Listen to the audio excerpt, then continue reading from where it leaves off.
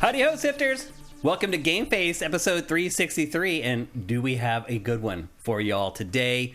I think one of the biggest and best shows of 2023. We got 3 gigantic games in today's episode, and of course, as always, alongside me to talk about these awesome games is Matt Kyle. What's up, Matt? Howdy ho? Heidi ho. Heidi ho. Yeah, that's from South Park? Well, I associate it with Mr. Hanky, yes. Right, that's from South Park, right? Yeah. Well, I mean, it's from, it kind of goes back further than that, but... yeah. Christmas poo? You mean Mr. Hanky? Oh, crap. Hey, how are you guys doing? I hope you guys have had a great week. I know one thing for sure. You guys have had a good week of playing video games. In fact, Matt, I don't know if you remember, but a few weeks ago I came in here and I told you I was starting to have pain in my right hand. And I was getting scared because I was like, if I can't play games anymore, what do I do? It's my job, my vocation. Luckily, after like a week and a half, it went away. However, after playing games this week, I calculated that I played games this week for almost 50 hours. My hand, it hurts. It's beyond Nintendo thumb. It's not like my thumb. It's like in here. I don't know what's going on. Probably see somebody about that. Maybe. Or it gets out of hand. Yeah, I'm starting to get hand.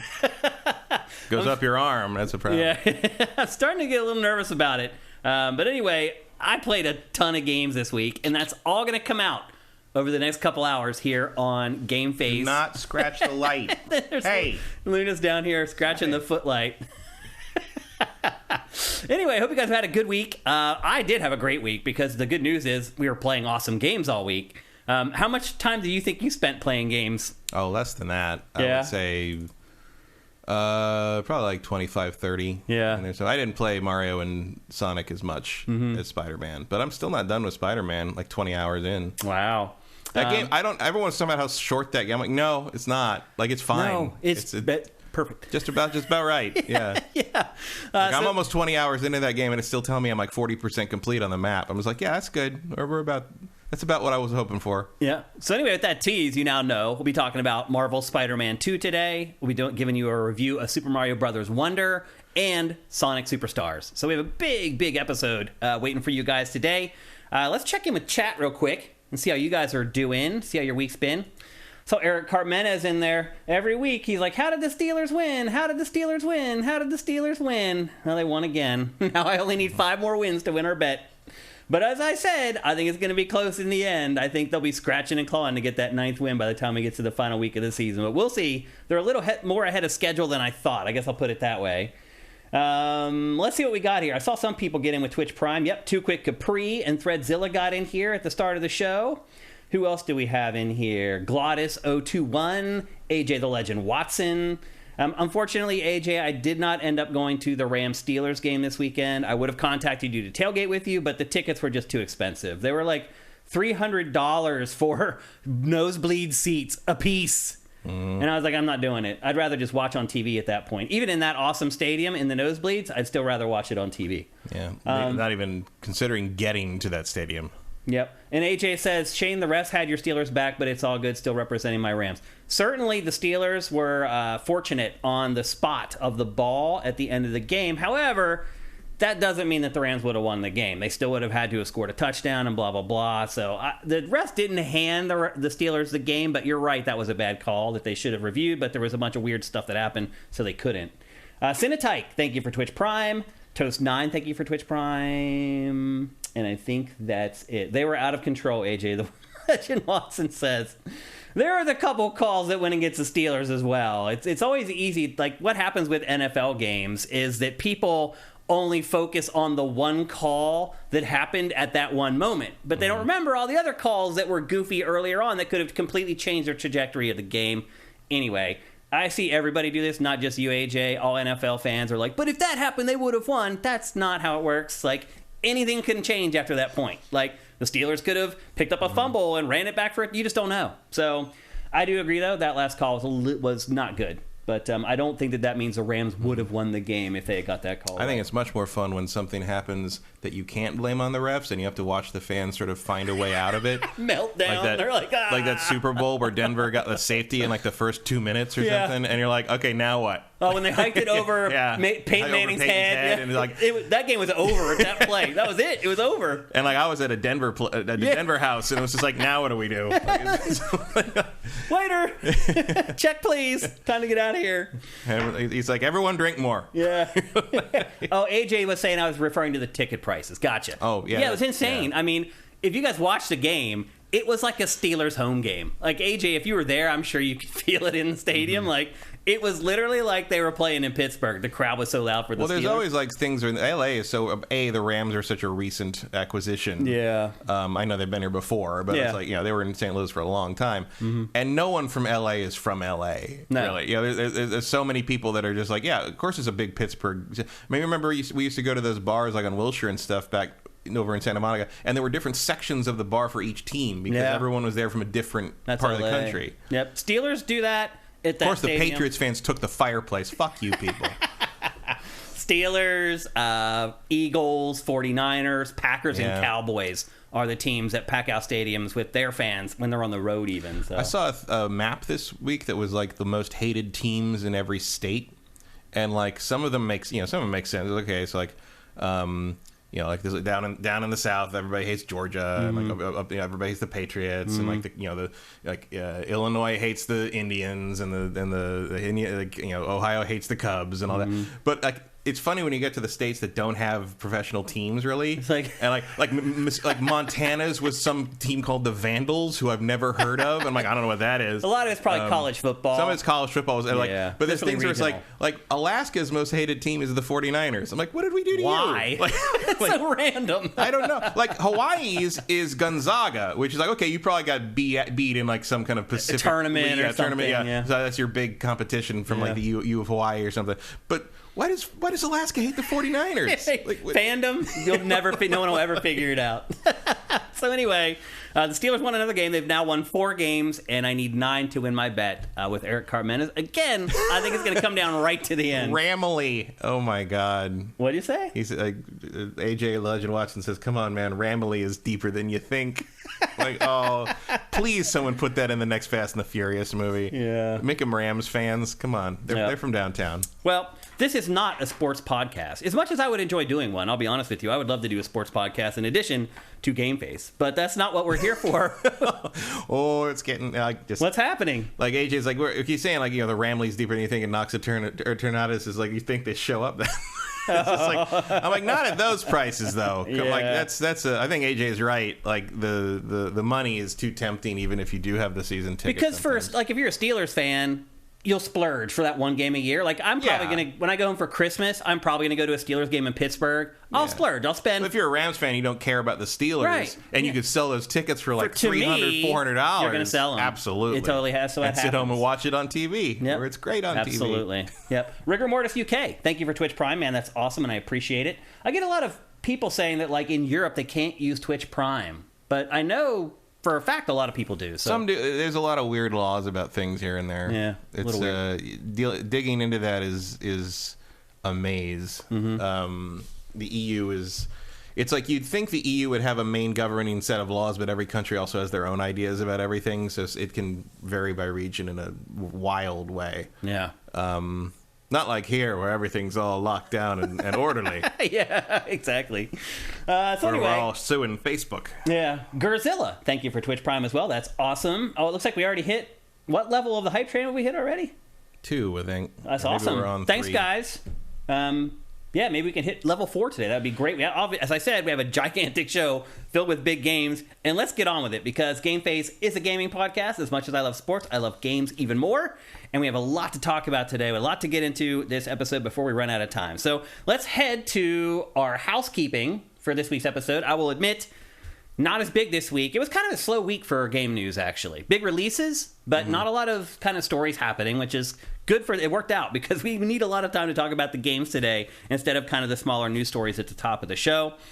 First thing I want to mention before we get going is that we are accepting questions for Pactor Factor right now. So actually, if you guys are on the stream watching right now, just head over to sifted.net right now. Go and ask a question. We shoot the show on Thursday morning. We were supposed to shoot it on Friday, and then yesterday Pactor was like, hey, actually I need to shoot on Thursday now, so we have to bump it up a day. So our window to get questions is a lot shorter than it usually is. Usually we need 3 or 4 days to get questions for each round of episodes of Pactor Factor. Now we have like a day and a half. So if you could please go to sifted.net. There's a link in the header. There's a link in your Sift where you can click on it and ask questions. Also, if you're not a Sifter, you don't use sifted.net, up on our YouTube channel right now, if you click on the community tab, there's a place there where you can ask for questions. We asked for questions on Twitter earlier today. You can reply to that tweet if you want to. But please get some questions in, because, again, we have a very short window here before I need to roll down to Pactor's place and shoot another round of episodes. So make sure you get those in if you can. The first news story we're going to talk about this week is that EA Motive, which is this offshoot of EA, which it made the Star Wars, Starfighter game for PlayStation VR, right? Mm-hmm. What was that called?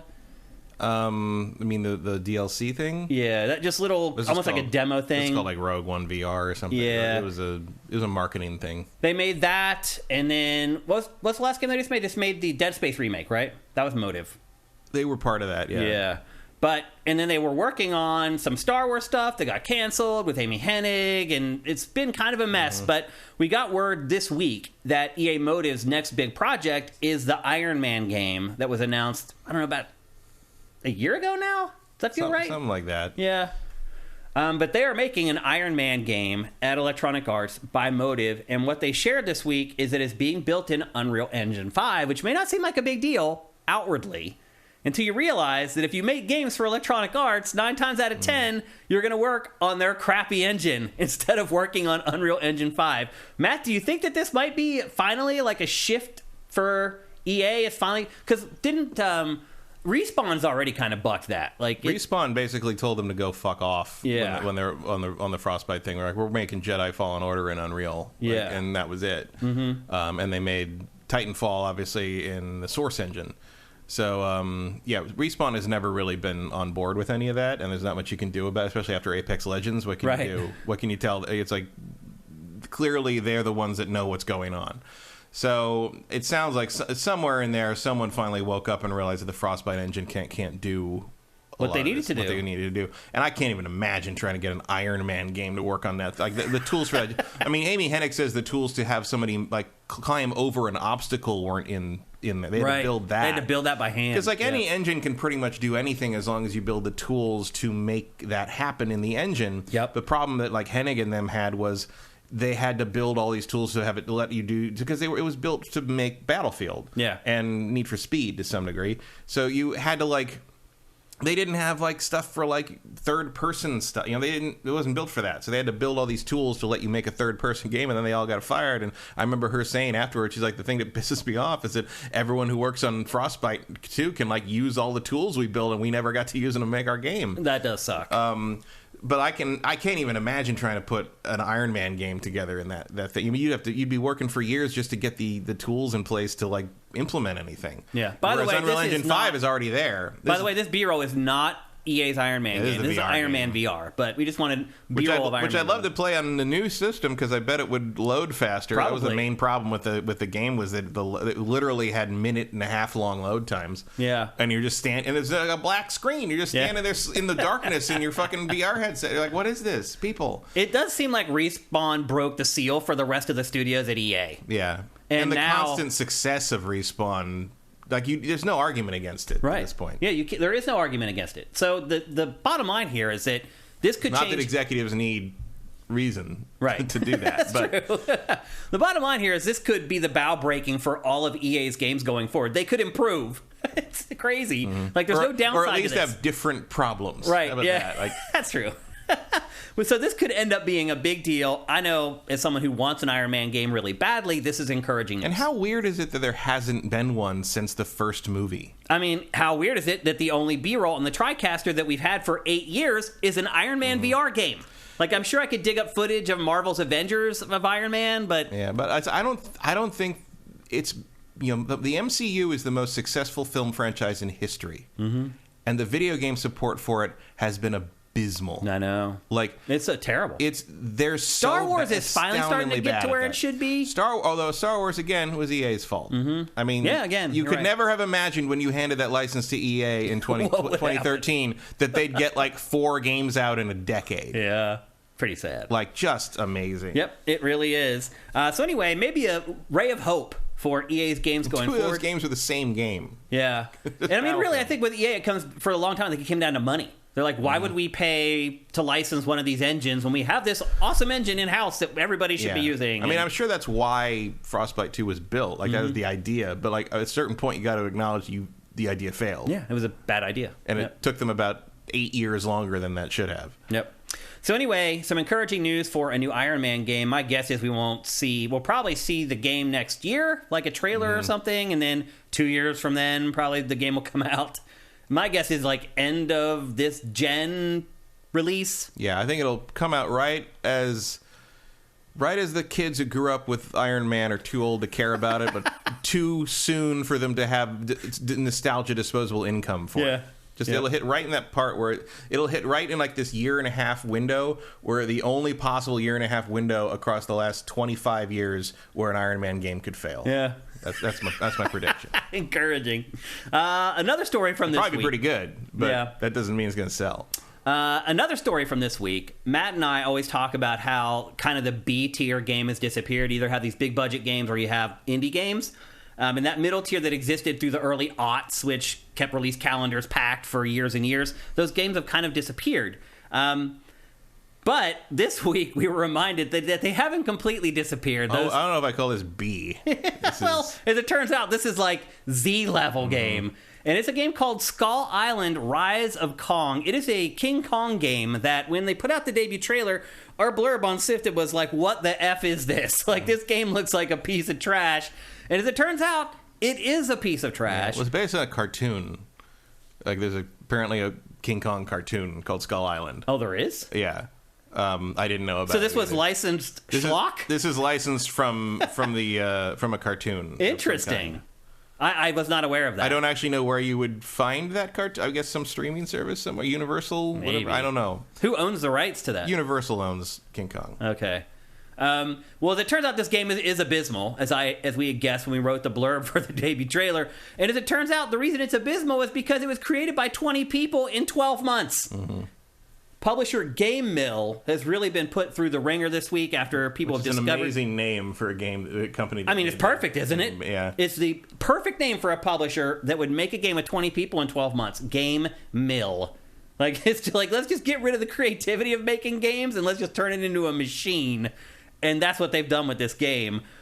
It's been interesting. For instance, like, most publications never would have covered this game, but because it started getting all this publicity because it's so bad, now all of a sudden every outlet's covering it. Everyone's doing video reviews of it. Everyone's doing coverage of the game. People are posting news stories about it. So I guess my question at the end is, did Game Mill play it right?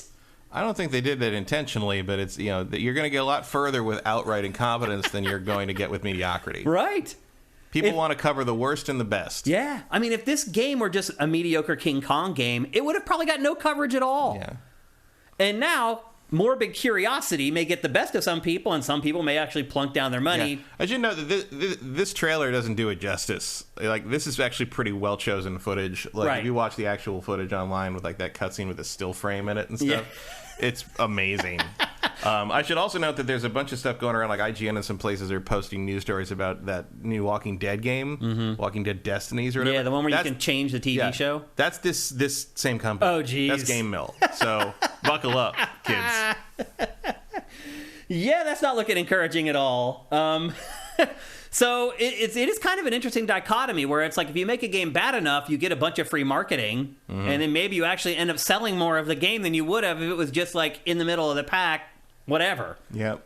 Licensed games, 12 months only, 20 people. Whatever you end up with, what we ship. That's our. And then we hope rule. Kotaku writes a scathing article about it to get us free marketing for our game, because it has kind of been a part of the lexicon for the last week, this game, oddly enough. It's very rare. I think a lot of it is just, again, morbid curiosity, because we just don't really get games this bad anymore. Like, even the indie games are, like, way better than this generally. Well, most games now, it's like, that cost so much. That's like if you screw one up, your company might go away. Mm-hmm. You can't afford to do bigger bets. Games. Yeah. So it's very interesting to see a game this bad be released. Normally they'd be just canceled. Mm-hmm. They would just put them out. But I guess Game Mill was like, it's not like it had a bunch of money tied up in it, and it was a big investment or anything. I don't know what they're thinking. It's probably just contractually it had to come out. Maybe that. Maybe they saw it. You're right with the license that they got or something. They're like, well, it has to come out, and there you go. But anyway, I do not recommend that you indulge your own morbid curiosity and go buy Skull Island: Rise of Kong. I think what you just saw in that B-roll was enough. So anyway, kind of an interesting thing to see how a game that's really bad can get more attention than games that are pretty good. That's kind of crazy to think about. Next up, another thing that was kind of a little disheartening from this week is that we found out that Cities Skylines 2, which comes out today, I believe. Yeah, I think so, or like last night. And it's on Game Pass as well, if you want to give it a go. It's just a world-building sim or whatever. The first Cities game was pretty dang good. Like, it was okay at launch, but it got really good over time with all the patches and the DLC and everything they added to it. It's actually, the first one is a really good world builder. Well, they have the sequel coming out. It's out maybe today. And they admitted this week that the game runs like crap and that they have made the decision to release it anyway. How do you feel about that, Matt? Well, as someone who doesn't care about these city builder games anymore, I don't really. But react to I'm it. not saying like how do you feel about a city builder? I'm saying how do you feel about a game developer admitting that the game is broken and not finished, and that they're just like, screw it, we're going to release it anyway? Yeah, as long as they admit it. Yeah. I mean, it feels like, as long as you're telling people what they're getting, and maybe saying you're gonna still gonna work on it. I saw some weird comment from them about like, oh, we actually think we're 30 frames per second is fine for this kind of game, so we're not gonna really bother pushing past that. What? And I was like, on PC for now, or like forever? Like, what does that mean? Like, it really sounds like their engine just can't handle it. Like an engine can do anything you want. It sounds more like there's a software issue here beyond that. Like, well, if you go down to street level in this game, it gets ugly fast. Mm-hmm. Like the dogs on the street are made out of like 10 polygons, and I mean it looks like they've already cut it to the bone. Well, at a certain point, why don't you just take dogs off the street? Like, I mean, the humans don't look any better. My point is that it looks like they've already cut the polygon budget to the bone, to the bare minimum, and they still can't get the game to run well, which is why I feel like they've thrown up their hands. My developer friends, because this has been a subject of discussion, because I do know some people who are very into the city building thing, and some of them have been like one guy was just like, you can make an engine do basically anything as long as the tools are there. He's like, this is a programming issue. Like, really? So they're just not good enough. He's like, well, somebody didn't put this in and stress test it out. His theory is you didn't stress test it out large enough. Okay. Or there's some kind of scaling thing where when you zoom in, it's still simulating everything as though it's all zoomed in, and that's overloading everything. Interesting. Because like it's like the whole map is zoomed in this close, but it's not just because most games you would not render or worry about anything outside of it's called occlusion culling. Yeah. But if you've built this thing to simulate everything all the time, and that's somehow tied to rendering it, or the simulation is still happening as a physics simulation, you might be taxing something while you're doing. He doesn't. That's an advanced technique. But those good developers know how to. But those are things that it's like we don't know anything about their engine or their process on any of this. You don't know how far back you'd have to go to change that. It's true. So they may be stuck with it. Because code for games, like code for pretty much anything, it's like dominoes. You change something in the code, it has a trickle-down effect on the rest of the code in a lot of cases. Yeah, so it's not... It's like that one, I can't remember what game it was, like an older, like Half-Life or Doom, or one of those older games. Is it Half-Life or Team Fortress or something? But like there's a random like fruit or something. If you go and like if you clip through the map, there's a room with like a tomato or like an apple or something, and if you remove it, the game doesn't work anymore. And it turned that shows you though. And it turned out that it was just like if you remove that, the game doesn't work, so we just left it there. Yeah. And like sometimes it really is that weird. Yep. It's not as easy to fix as you think. It's like it's complicated, but still that's their job. I mean that's.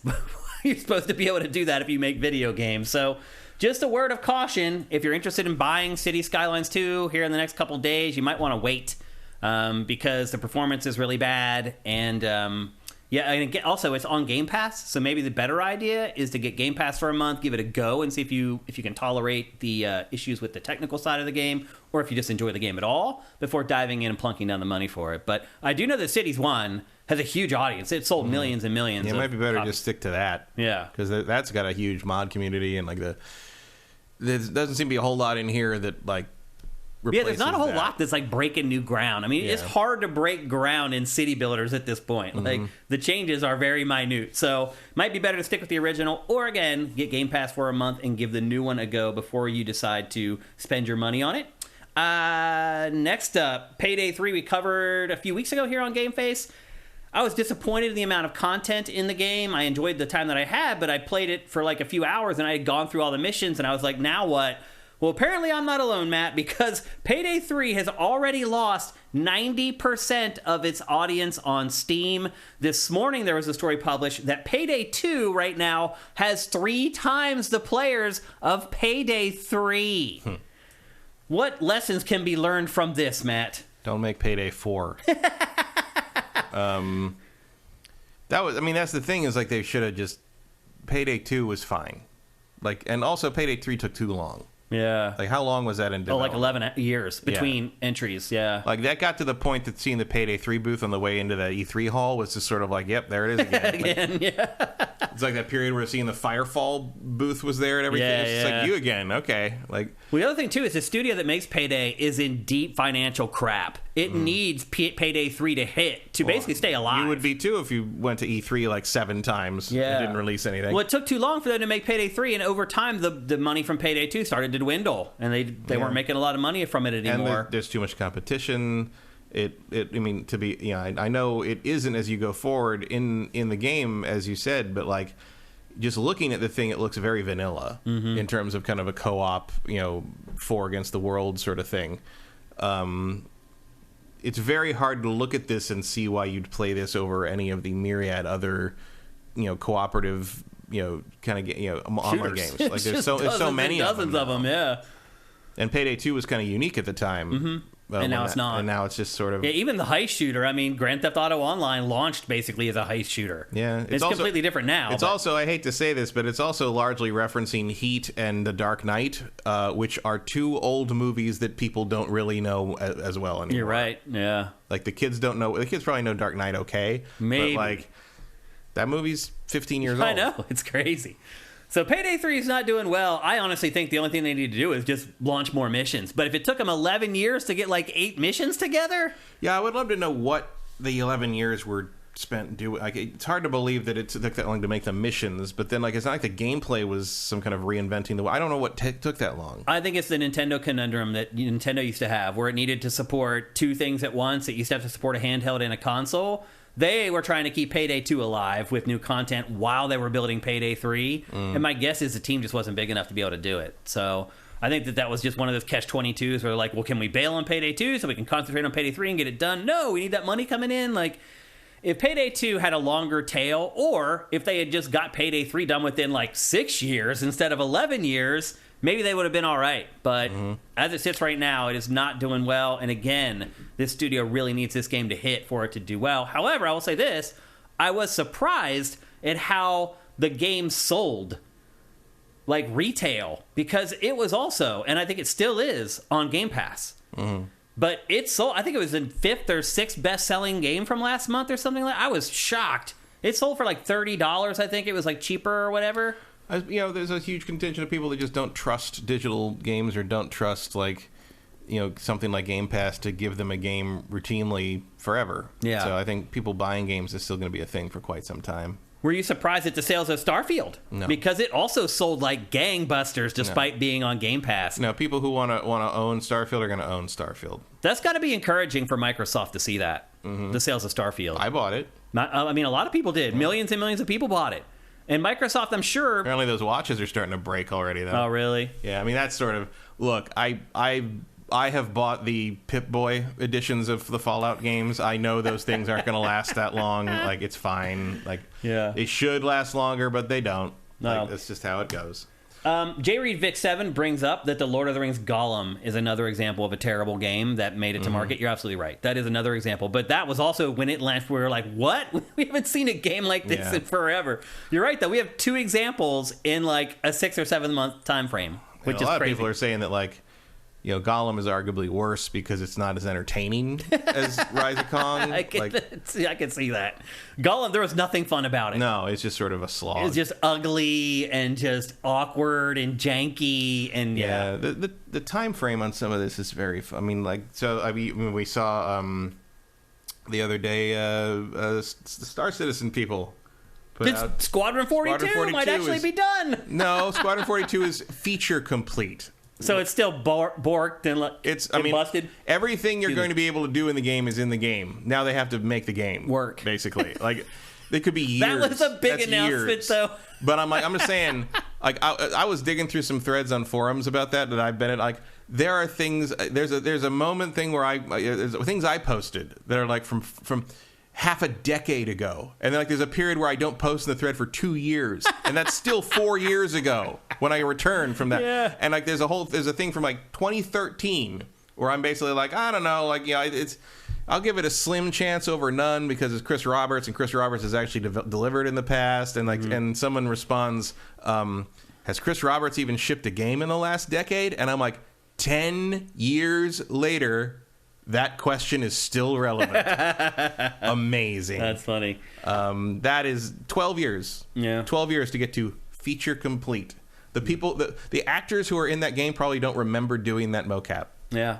Actually, now that I think about it, I don't know if that is encouraging for Microsoft. It would depend on what kind of a bump they got for Game Pass with Starfield. Yeah, I don't know. Because if you don't get a bump on Game Pass with Starfield and everybody buys it instead, is that actually good if your strategy is Game Pass? I mean, you still made money, so it's fine, but it's kind of, it's data one way or the other. It's revenue and data one way or the other, so I guess it's sort of a win-win. But like, if your whole strategy is hinging on Game Pass, I don't know. I mean, also, we don't know what Game Pass numbers are in that regard. You're right.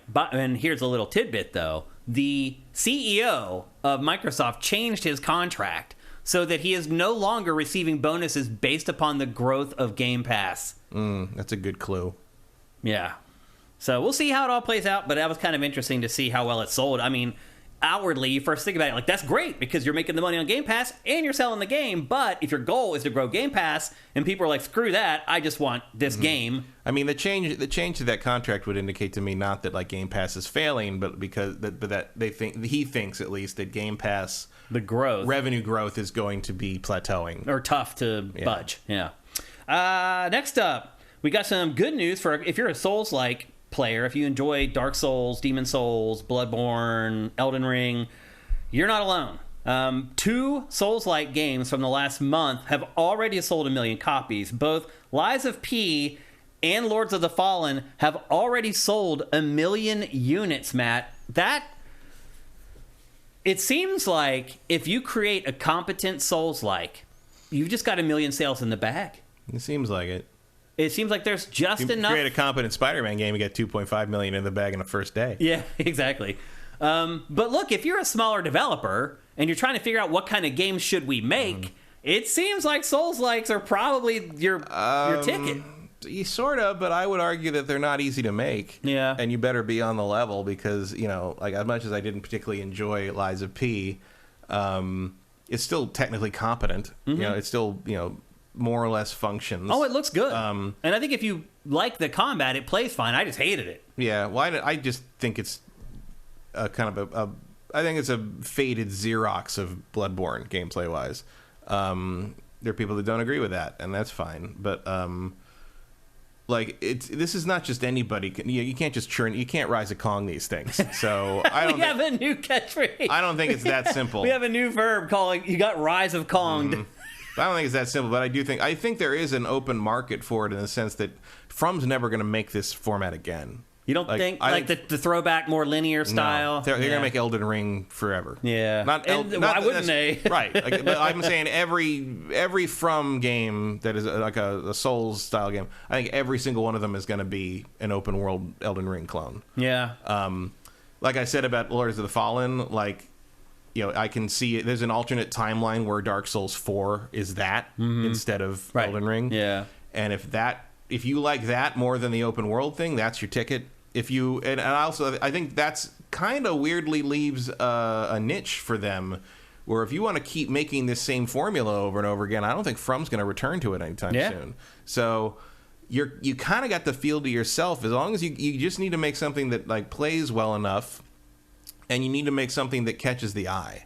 So, and Liza P knows that in the sense of like it did well enough in terms of cloning Bloodborne gameplay wise, but more importantly, it's visually striking. It's something you remember when you see it. A lot of these games are all starting to look the same. Well, I think Liza P does that better than Lords of the Fallen. Yeah. Lords of the Fallen looks good because it's got the Unreal 5 thing, and it actually does look really nice in terms of like kind of being a new gen exclusive thing. Yeah. But and the art is good. It is it's good, just but derivative. it's just the same old dark fantasy thing we've seen a bunch of times. It's like I said last week. It's like, what happens if you make a Souls-like that isn't dark fantasy? Do people care? It feels like you almost have to make it look this way to really resonate with the fan base. Sort of, but I think whoever figures that out first, whoever figures out a way to do like, I don't know, the Jet Set Radio of Dark Souls, is gonna make $1 million. They'll make a lot of money. Yeah. I think something changing that up, but still sort of being as technically solid. That's your next. That's your next breakout hit. But as of right now, what that is, I don't know, or I'd be making it now. But there's something there. There's something to find in there. I don't know what it is. But as of right now, dark fantasy Souls-likes, if you're a mid-range studio, probably the safest subgenre or genre that you could make right now. I still don't really agree with that because I think they're very hard to do. Selling 1 million copies is a lot, man. 1 million copies is a lot, but you got in a couple weeks, right? But you got to be good. The game has to be good, like, and it's way too easy to just make a shitty Dark Souls. If you don't nail those hitboxes, if you don't get that right, if you don't please that core fan base, it's not going to sell 1 million copies. So I would say the degree of difficulty is very high on that. Luna, for the first time, just let me pet her. Yeah. For the first time in the middle of our show, she just let me pet her. It takes her a while. Apparently, it takes a long while. She's like, if I'm going to scratch your foot light, I guess I'll let you pet me. So anyway, congratulations to the teams behind both Lies of P. And the crazy part, too, is that Lords of the Fallen, to have the same title of a game come out like a decade later and still do well, like that's... Well, luckily, nobody remembers that game. Yeah. So the first Souls clone. It was too early. Yeah. It's really crazy to think about. It hadn't, the critical... That's the thing, is Elden Ring creates the critical mass that can allow you to get like kind of 1 million curiosity purchases. Yeah. There's a built-in audience for these games that are going to give your game a chance. And I think there is a contingent of Souls fans that do not like the Elden Ring model, that do not like the open world. They want that curated linear experience. And if your team is good enough to make something on par or at least in the same ballpark as what From makes, I think there's opportunity there. Yeah. But you better have the chops. Yeah. Like you better have the skill to make something that is in that same ballpark, because otherwise you're gonna get torn apart. Yeah. And then our final piece, I told you it was shorter today, our housekeeping. Our final piece of news for housekeeping is that a former Bethesda developer who worked on Starfield and had worked at Bethesda for years and years said that the reason they revealed the Elder Scrolls 6 so early is because of fans. Literally, he says the only reason that they put together this little teaser trailer was because they were being harassed by fans so relentlessly. He also said that Elder Scrolls 6 is going to be more similar to Skyrim than people may guess. How do you feel about that? I don't even know what that means. He said the magic system is going to be pretty much the same. All right. I mean, that was fine. Yeah. Skyrim's one of the top-selling games of all time. It still holds up for the most part. Sure.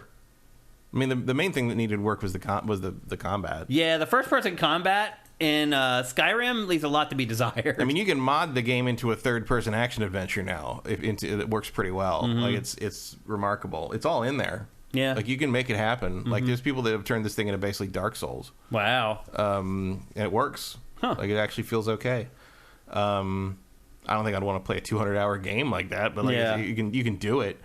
You should see some of these like modded to hell playthroughs where it's like you don't recognize it. I've seen footage of the game with crazy mods. You're right, you don't recognize it. It looks like a completely different game. So yeah, I mean that's fine. That's fine. Like the magic system, I think they've pretty much nailed for this game, and it took them a long time because the magic in Oblivion sucked. The magic in Morrowind wasn't much better because you couldn't play a pure mage for until Skyrim in this series. Like the mana was just too limited, and finally. In this, like my first character in Skyrim was a pure mage. I didn't use a weapon for like 150 hours. Yeah, and I was just throwing fireballs at people the whole time, and it was great. Yeah. So yeah, I don't think they really need to mess with that.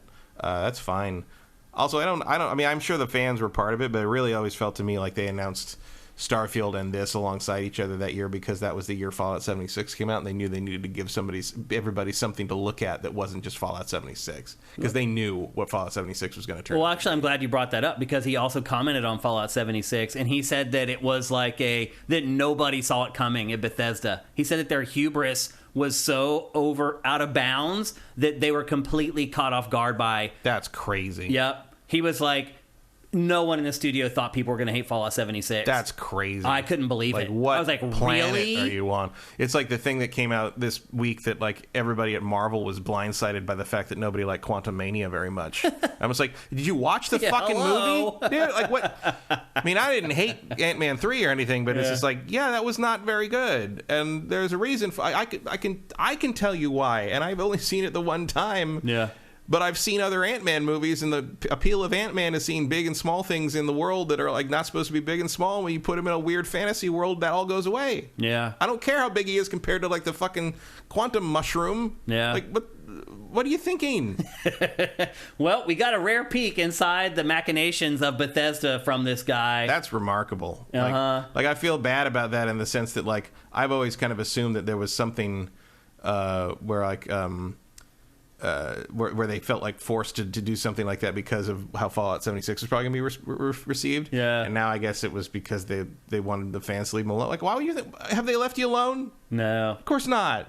I mean, a little bit maybe. It depends on how much harassment they were getting beforehand, I guess. But I mean, it is pretty... What's the alternative, though? Instead, now we have this teaser trailer that we've run literally like 500 times on GameFace, and we're years away from the game still. Is it better to, like, appease the fans and say, yeah, it's coming, like, even though it's not even in development Even though yet? we all knew it was coming. It's like, what does it change? Like, yeah, they're not going to make another Elder Scrolls? Like, hello? Yeah. Of course they are. No sequel to one of the top-selling games of all time? Like, are you out of your... Like... It's really weird. It's funny how fandom, though, in this industry, I think more than any other entertainment industry, how fandom can affect the end result of things in games. It feels like fans are more powerful in gaming than any other medium. Yeah, we should really learn to ignore them. Yeah, more than anything else. Like, yeah, as they say in film, it's like listen to the audience when they tell you something's wrong, but never listen to them when they tell you how to fix it. Yeah. Yeah. Because they never know. Yeah. Or they would be doing it. Or they'd be doing it. Yeah. Exactly. Okay, well, that's it for our housekeeping. As I said, it was going to be shorter today, and it was. Before we get going into the bulk of the show and start talking about these 3 awesome games on the show today, let's check in with you guys. Kevin Rothfuss says, the loser of your football bet should play Call Skong Island. Yep, that's not a bad punishment for the loser. One Supermaster Gamer, thank you for Twitch Prime. Vincent says Iron Man VR got ported to Quest and it's apparently much better. That's good to hear. Hopefully the load times couldn't be much worse. No. Lynn Jeff 99, thank you for Twitch Prime. MK Ness asks Squadrons. Yes, that's the Star Wars fighter game that we were talking about from Motive, right? Yeah. Yeah, Squadrons. Yeah. Cinetype says I'm in Portugal and I'm able to use Prime. Yeah, it seems like it's really on a country by country basis on whether it works or not, which is a little weird. Gerzilla, I think I already thanked you, but I'll thank you again. And we got any more here before we get going? It doesn't. Oh, yep, there are more. Erebus Jones, thank you. Emperor Dread, thank you. Retro Current Gamer says $500 million to make the game engine. Now they have to script the game. He's talking about Star Citizen, I guess. There. Yep, which is insane. I feel really bad for the people who got suckered into that. I think he was talking about the Frostbite thing. Oh, the Frostbite thing. Yeah, they may have spent more than that building Frostbite. The Abram, just in, Microsoft's Q1 2024 fiscal earnings.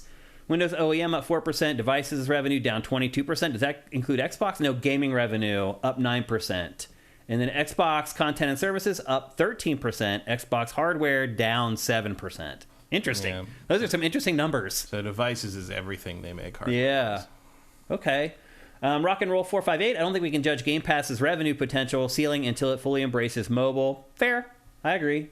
I think we can still make some inferences now, but I don't think we can pass final judgment. You're right. What else we got here from y'all? First time chat from Lurkija. I still like Steel Rising most of all the Souls like. Spider's jank beats normal jank. Well, I'm surprised it's the first time that you've commented on GameFace because Matt and I are longtime Spiders fans. We have been waiting for them to sort of crest the B-level game that they've been making for the last 15 years. It just doesn't seem like it can get over the hump. Their next one, like I've been saying for three games now, their next one. Yeah, the next game. We always think it's the next one, and the next one is just like the one prior. Steel Rising doesn't really count. I mean, I actually do like Steel Rising better than Lies of P and Lords of the Fallen, I would say. But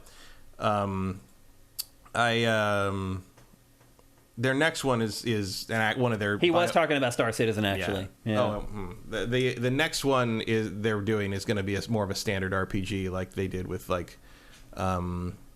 Greedfall 2, actually. Is what So I wonder if they're finally going to kind of hit some Mass Effect 1 level stuff with that. Because they've been getting close. Silk Snake says that Ireland doesn't have Amazon. That's crazy. I thought it was everywhere, especially for a country as big as Ireland. Interesting. Sometimes Ireland's smarter than you think. Yeah, you're right. Fruit Eater, thank you for Twitch Prime. That's awesome, man. Appreciate it. And Shane A28, thank you for Twitch Prime as well. We appreciate it. Let's see. I think we're just about ready to kick things off here, people. Spider. We got a big show. We're going to talk about Spider-Man, or Marvel Spider-Man 2 first. But before then, here's a word from our sponsor, LS Cream. LS Cream is a fine cream liqueur created by fellow gamer and sifter Stevens Charles. It's inspired by an ancestral recipe from Haiti called Cray Mass, and a double gold winner for its original taste at the New York Wine and Spirit International Competition. LS Cream can be enjoyed on the rocks or as a mixer for drinks with its rich blend of fresh cream and neutral grain spirits with notes of coconut, vanilla, cinnamon, and nutmeg. It's great in coffee or to make espresso martinis. To learn more, discover amazing drink recipes, or to track down your own bottle using a handy store locator, head to creamls.com/sifted. That's creamls.com/sifted. So every time we run the LS Cream ad in chat, Eric Cartmenez always posts Cray Mass with a little funny... I'll put it up so you guys can see it. I'm wondering why you do that, Eric. I don't know if you're saying I'm pronouncing it incorrectly because I actually asked Steve, the owner of LS Cream, how to pronounce it correctly because I had no idea. Are you saying that we're pronouncing it wrong? I just wonder because I noticed that you do it every single episode. You post Cray Mass in the comments. And who is that? Is that, I don't know who that little icon is. It looks like it could be Kyle Bossman, maybe. It looks the guy like pointing? What'd you say? The guy pointing or the guy freaking out? The guy pointing, yeah. I don't know. It looks like it could be Kyle Bossman, actually. I don't know. It is Bossman, apparently. It is Kyle. Okay. Funny. I wonder where you got those from. Maybe from Easy Allies' Twitch. I don't know. But anyway, maybe later on in chat you can share with us why you always post Cray Mass. But anyway, unfortunately, I was not able to go tailgate with AJ the Legend for the Rams-Steelers game. So I couldn't tailgate with LS Cream. But I can tell you right now that if you do take it to a tailgate, you'll be a big hit. I promise you. Everywhere I take it, people love it. Ask me what it is, where it came from, how I got it, how they can get it. And you can do the same thing by heading to creamls.com/sifted. Store locators there, how to order it online there, drink recipes there, the history of Cray Mass on there.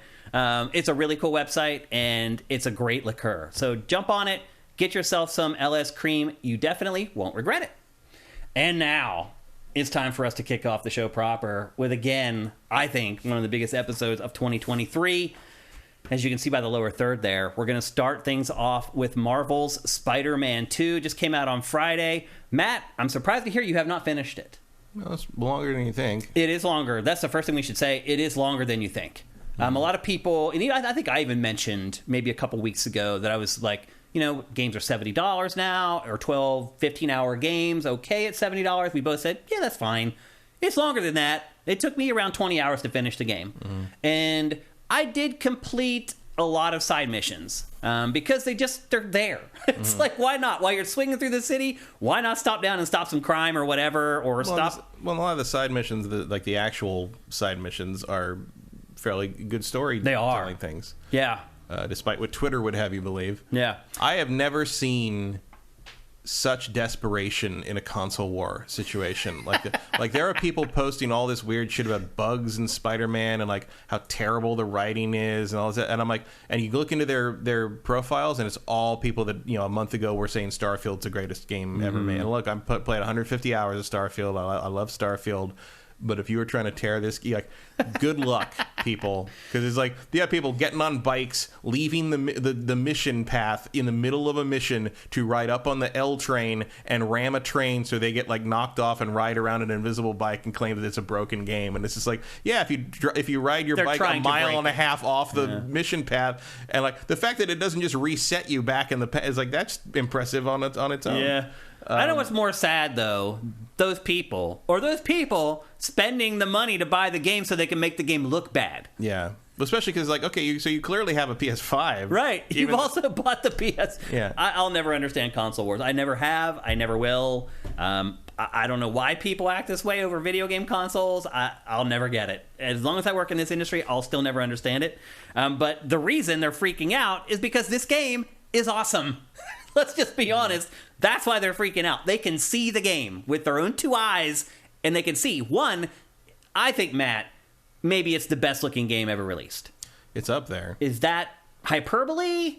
Am I being crazy saying that? I don't know if this looks better than Cyberpunk maxed out on a PC, but I bet when this is maxed out on a PC, it will.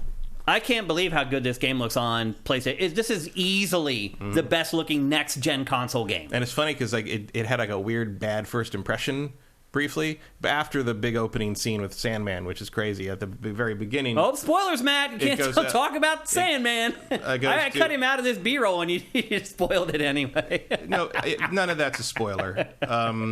Also, the demo they showed you is from like 2/3 of the way through the game. The lizard longer chase even, I think. From that is the end of Act 2. Yeah. So just like the scene with the villains escaping from the raft in the first game, right? Like that's really late in the game. Yeah. So I was shocked when I played through that demo in the game. I thought it wasn't in the game. So this scene actually, when that shot when he first walks in, something happened in mine. It doesn't look like it here, but something happened where there's something wrong with his face, and it was like PS2 flat. Really? And I was like, what happened to Peter's face? And then the next shot, it was fine. Well, let's scroll back here. Is it when he just walks in the door? When he bursts in the door on my game, his face looked like a cartoon. I didn't even notice it. It's not in because it's not in this footage. It's really not? It was only on mine. It was weird. It only happened on my copies. It was a glitch or something. It's the only glitch I've run into that I can think of. I found some glitches and some problems. Like when he runs in, his face was like... Yeah, he's fine in my footage. There. But on mine, his face was like I can't quite... It was like a 2D... It looked like a character model face from like the PS3. Interesting. I'm like, what happened to Peter's face? And in that shot, and then in this shot, it went back. It disappeared. It went back to normal. It was like it was an Unreal Engine moment. It took a second to load in. Yeah. Which mode did you play in? I'm in performance. I played in quality, and I don't regret it at all. I didn't notice much of a difference. Really? Yeah. And I'd rather have the 60 frames.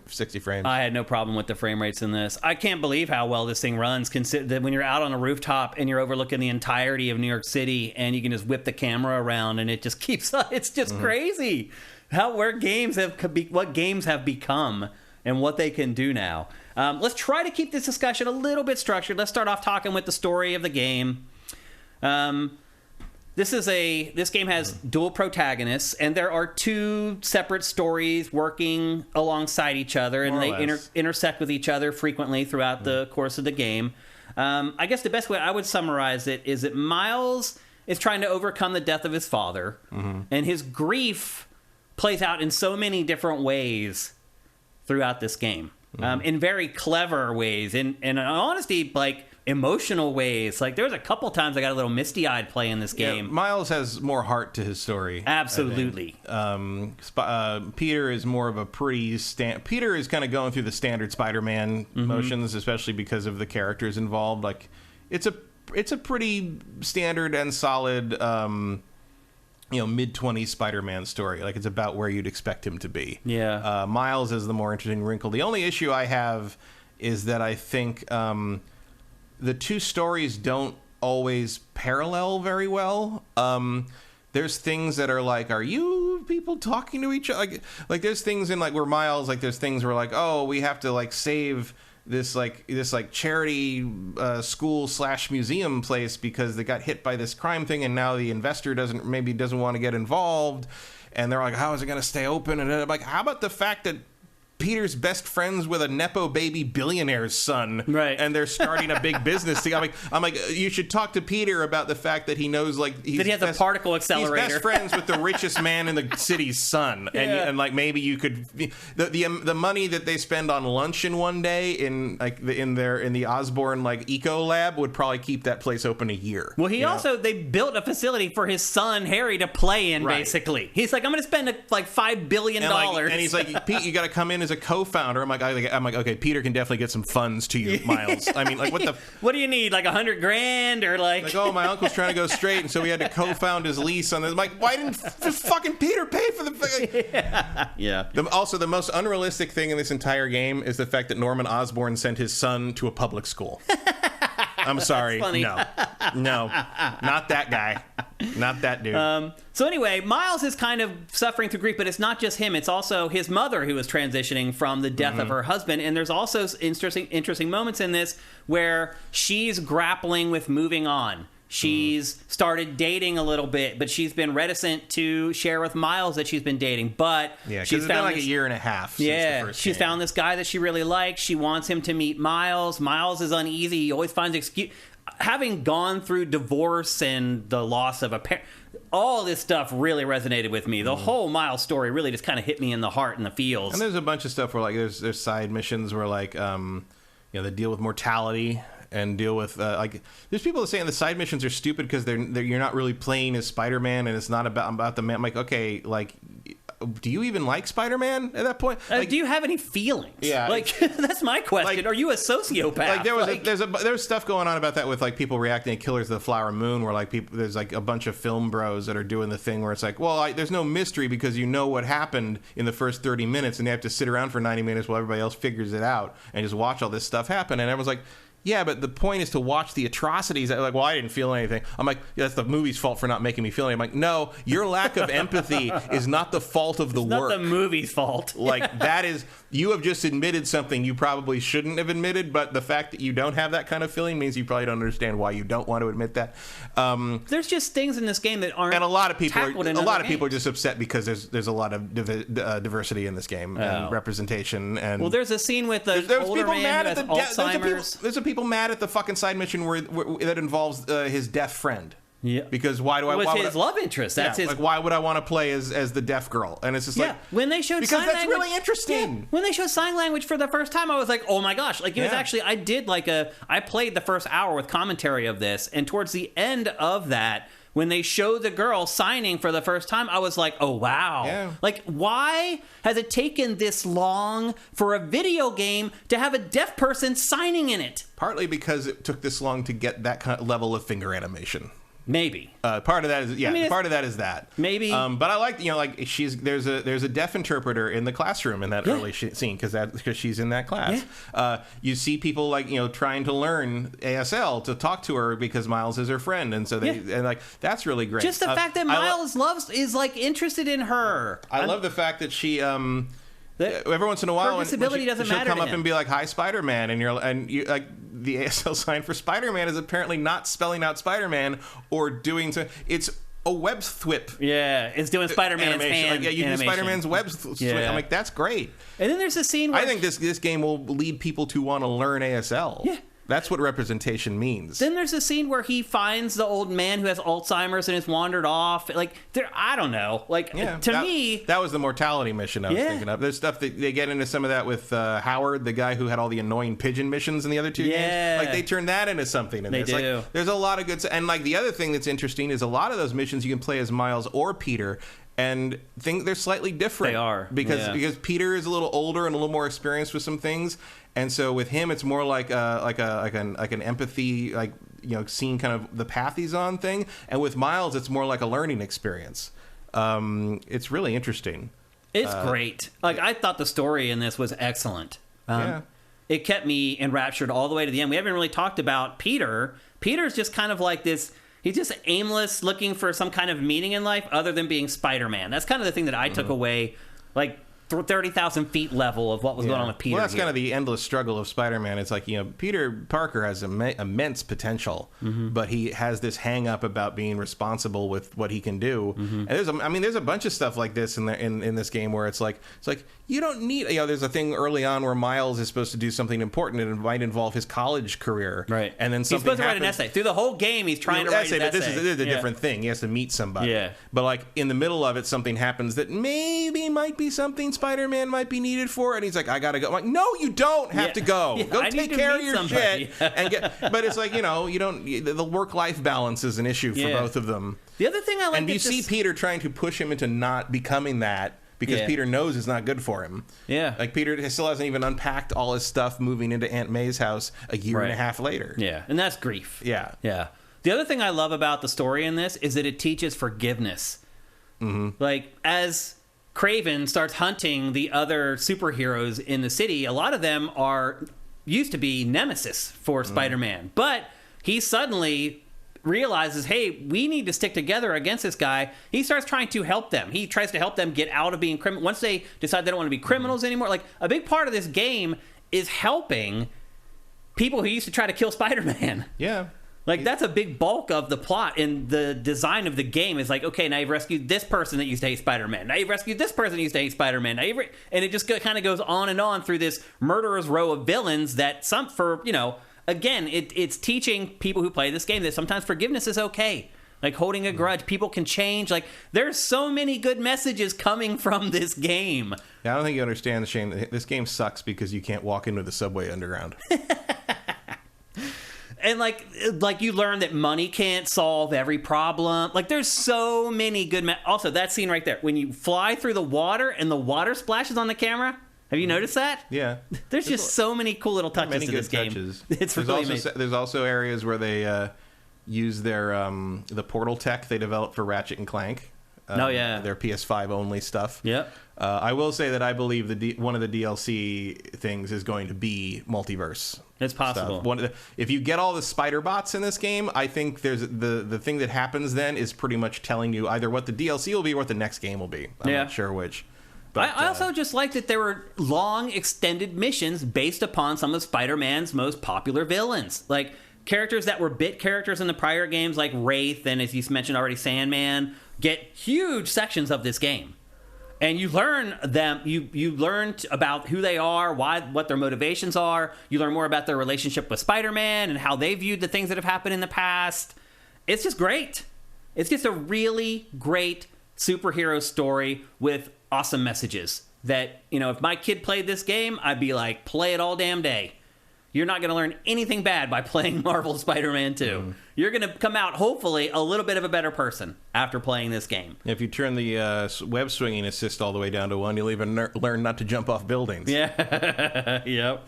And then, really the big plot of this is that Kraven is hunting Spider-Man. He sort of becomes ultimately He comes in hunting just any super creature. But they're all pushovers, and then he discovers that Spider-Man, particularly with the symbiote suit, is suddenly a worthy challenger for him. And I'm not gonna ruin why he's hunting the superheroes. That's kind of a big twist in the plot and everything. But also, speaking of Kraven, and one of the areas where you have to sneak in and find out things about him, best rendered and animated tiger in video game history. Oh yeah. His bodyguard. Like there's a tiger in this game that I could not believe how good that looked. Yeah. Also, because cats are hard to do. They are. And Spider-Cat was good, too. But the tiger in this game, next level. Really, everything in this game visually is next level. It's the best looking game I think I've ever played. I don't have a beefy PC to play Cyberpunk 2077, so this is my pinnacle. Still not quite there, but I think this might beat it once the PC version happens. Yeah, because they're going to be able to put some bells and whistles on this thing that are going to be unreal. Yep. So they added Queens and Brooklyn to New York City for this. I will say this, it's really hard to tell the difference in all the boroughs in this game. They do kind of I can definitely tell when I'm on the other side of the river because the buildings more aren't high enough. And there's a reason you got the web glide in this because it's the only real way to get around those areas because they're not tall enough. Yeah. But to me, those two boroughs just kind of bleed into the rest of it for the most part. You're right. Like, once you go across the water, it's more housing and things like that. It's recognizable. It lets you get Coney Island in there. Yeah. Like, it's worth Not only do you go to Coney Island, Matt, there are, like, a dozen playable attractions at Coney Island. I don't think you understand, though, because the game sucks because you can't buy a hot dog. These are all actual things. I love how you're interspersing the hive mind internet speak in with the reality of what this game actually is. One thing I would say, you already mentioned, what's the wingsuit feature called again? Web glide or something like that. Or web wings. I don't know. How do you feel about it? Because it takes away a lot of the web slinging. I don't think it does, though, because I don't use it that much. I do. I use it almost. I swing once to get high, and then I just glide. I rarely use the glide unless I literally run out of buildings. Really? Yeah. I use it. And to get across the river. I don't fast travel much. As impressive as the fast travel thing is. Yeah, I don't use it because it's so awesome traveling. Yeah. It's fun, and there's stuff to discover when you travel. That's one thing that this game does differently from most open world games for me. I don't think twice about fast traveling in most open world games because there's usually a lot of nothing in between the 2 points. In this game, I think I fast traveled 5 times total, Matt, the whole time I played this game. I'll fast travel like if I'm doing an actual mission, I need to jump around between places. But if I'm actually just traveling from mission to mission, I will always just go in real time. Because the traversal is fun, and there's tons of stuff to do. Although actually, sometimes I've done a couple fast travels just to see, or actually not fast travel, switching characters through the app. Yeah. Usually, one of them will say like whatever they jump to the next character. Usually they're doing something funny or interesting. So I want to see those animations. That's about it, really. Yeah. Same with the other thing. The world feels so alive. Also, when you ever run into the other heroes, like you'll stop a just random accidentally just be there. Remember to interact with them. Yeah, you do like a high five afterwards, and like the Spider-Man will do the point, like me. Yeah, they look at each other, which would be a kind of a lame reference, but then they sort of giggle and like they laugh know like how that's so lame and stupid. Yeah. And all the different because there's other heroes you end up with other than just the other Spider-Man, so you definitely want to interact with all of them when they show up in the random crimes. Yep. Let's get into some of the nuts and bolts of the options in the game. There are so many flippin' suits in this. Yeah. Like. It's weird to me how big a part of the game it is. And, like, I'll be honest with you, Matt, I found a suit that I like for each one of them and just stuck with it because I don't want to spend the resources to craft the suits. Yeah, I mean, they're very cheap. I generally just keep them in their classic suits for the most part because I want Spider-Man to look like Spider-Man.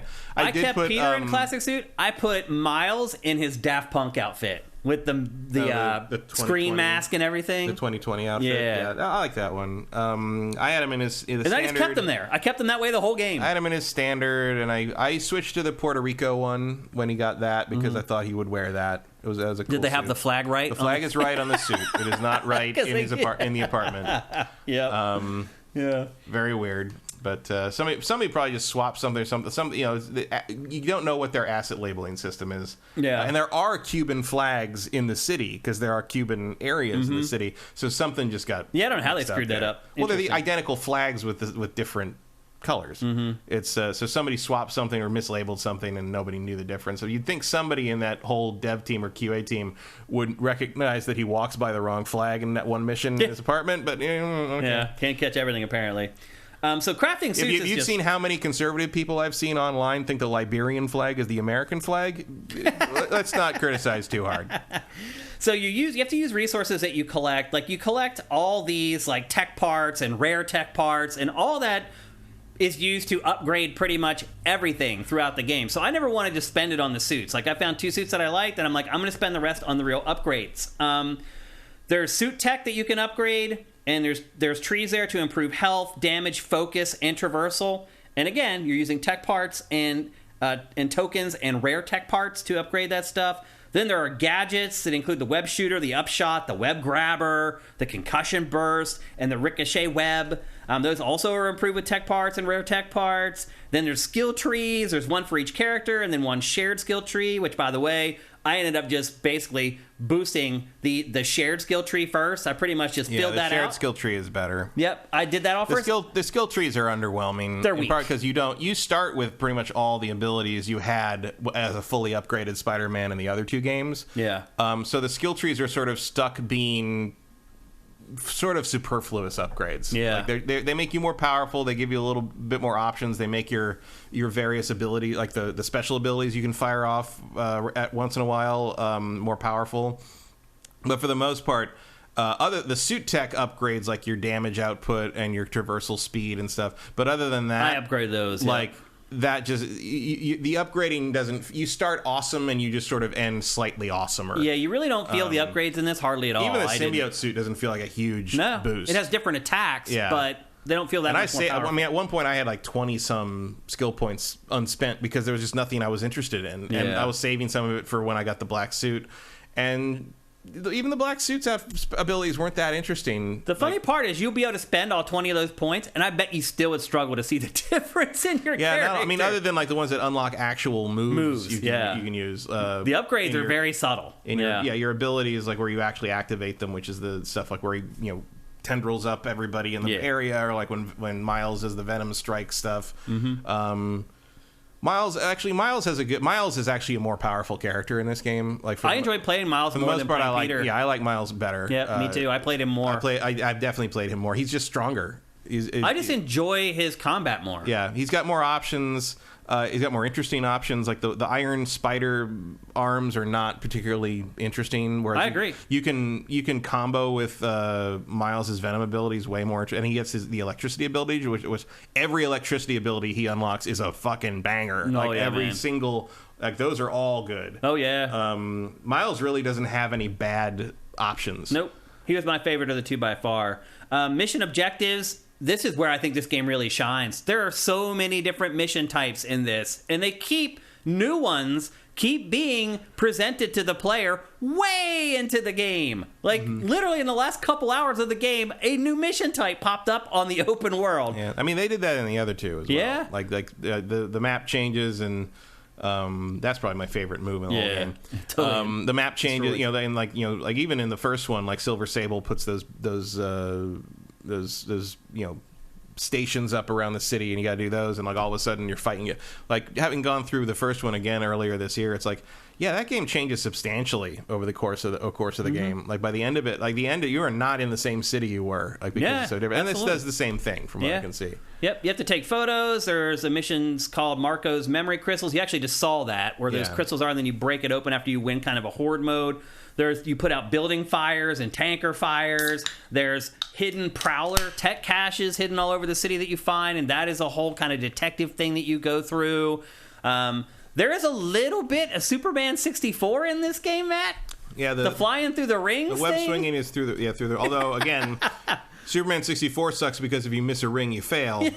And in this, it's just a speed boost. I have to admit though that I was like, really, like that is notorious from Superman 64. I'm surprised Insomniac knows that. Yeah, but Insomniac also knows only old people remember that. You're probably right. But I was like, what? I'm like, why would you put these ring flying missions in here? But it just goes on and on. I haven't seen any missions for that. What do you say? Other than the tutorial, I didn't have to fly through rings as a mission. Yeah, there are later on. You have to chase. Oh, you may not be there yet. Chasing stuff is one thing, but having to keep your speed up. I don't think you made it there yet. There are ring chases later on in the game. Well, those are optional. Remember, Superman 64, that was the whole game. Oh, I know. That was all it was. Believe me, I know. I'm just surprised that they put it in there, knowing the reputation of those types of missions. I think a quarter century is enough time to pass to not have to worry about that anymore. Unless you're talking to old people like us. And then there's missions where you get to play as like a little spider bot, and you go in like these little hatches, and you go in and investigate, and the spider bot can jump, and he can zap, and like those are a whole different thing. And you have to collect a bunch of spider bots throughout the course of the game. which I haven't figured out yet what that's for. It just gets you like I said, it gets you what I think is a preview of the DLC. Okay. There's a little cutscene. There are genetic hex puzzles to solve. There's these ecological missions. This is what I'm surprised some people online aren't complaining about. There's these missions where you're trying to save the environment. Well, that's basically. the weird thing is like there's so. I mean, well, look, it kind of proves that like. There's a hierarchy of complaining about wokeness. Like the number one thing is complaining about diversity and people who aren't white. Right. Being aware the environment is down below that. You're right. Somewhere. That is way low. Because look, like the whole game is like every single young person in this game is very focused on ecology and making the planet better and making climate change and all that stuff. Like, and that's real. That's what kids really care about. Right. But also. Yeah. That's sort of like one of the genius things about this game is part of it's a hero fantasy of being Spider-Man, but also part of the fantasy is this idea that like Miles goes to this academy where everybody is like a good person who's interested in helping. Yeah, like and doing good things. That's also part of the fantasy. Yeah, for sure. Yeah, like one of the worst things that happens early on in the game is that Peter doesn't get to keep his job at that school. Yeah, because he's busy being Spider-Man. Those missions are great too. Yeah. Like the game really mixes it up. It almost feels like a 3D platformer set in an open world action adventure with the gameplay variety and all the different stuff that you do, the different characters that you play as. There are MJ stealth missions again, except now she has a taser, which like changes everything. She no longer has to like rely on the stupid beeping thing Peter gave her. Yeah, it's like she's upgraded. Yeah, it just you never settles into a grind in this game. There's just, if you get tired of something, just go do something else.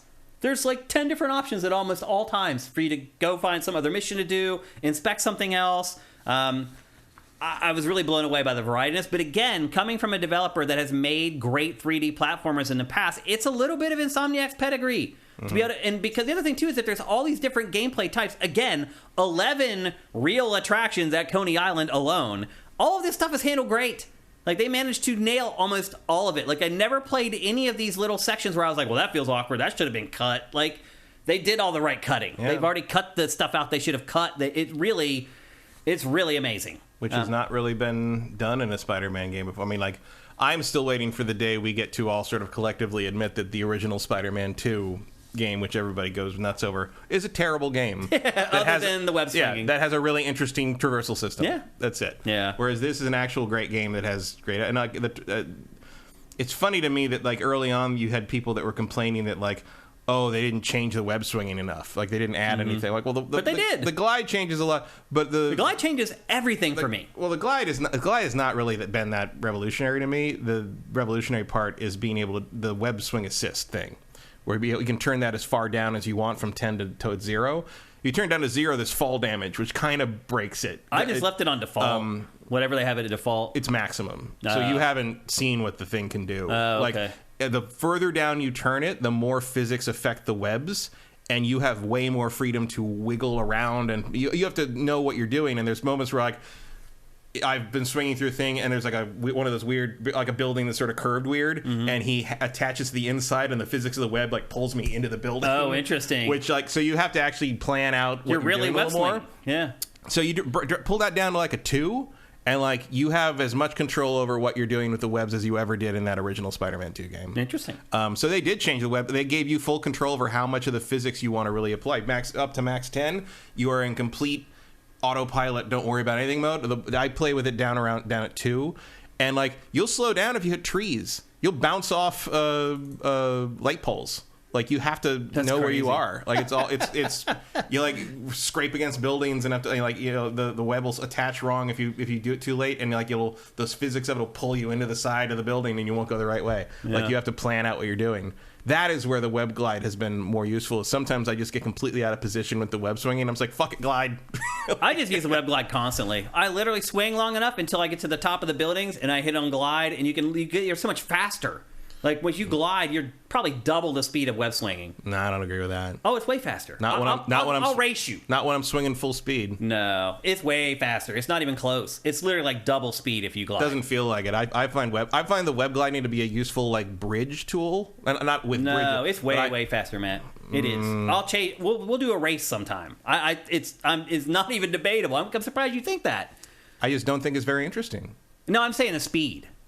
But gliding feels sluggish to me. I mean, it's not. Here's the thing: it's not Spider-Man, Right. Like, but functionally, it's more functional to me, so I use it. Like, particularly, I never use it. Like, I wish there were more of the wind tunnels in the game, so that you could just get into the tunnel and just keep going. Than there are, because it seems like there's only like one on like the main streets of the cities. Like, I wish there were tunnels like down like every other street through the city. There's a fair number. I mean, they apparently modeled that after the actual wind tunnel. Oh, really? Things in the New effect York, in New where York. wind actually flows in New Okay. York, and you'll even hear him mention stuff like, "Oh, that place is very windy. I can get through there with a glide," kind of thing. The bottom line is you can choose. So you like to swing. I like to glide. You can do whatever you want. I only glide if I absolutely have to. Yeah. Because, I do it and every you do chance I sometimes. can. Sometimes it's like I'm out of position. I don't know what I'm doing. I'm up here and I don't have enough forward momentum, so I'll glide to like get back on track. Or if you're especially in Queens, your gliding is the most efficient way to get around, just because there's nothing to fucking swing from. I love being on the top of a building, and then one of those little petty crimes will pop up. You get the little red icon or whatever, and you look down and you can see the icon.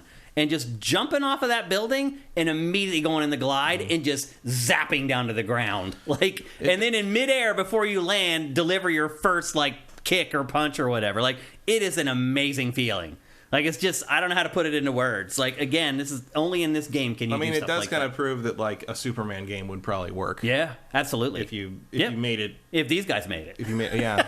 Let's be honest. I don't think you'll see these guys making a DC game anytime Yeah. soon. They're probably locked into this forever. Maybe. Like, Bottom line is the traversal in this game is awesome. Yeah. Regardless of how you want to do it or what you want to do, it feels great and it functions great.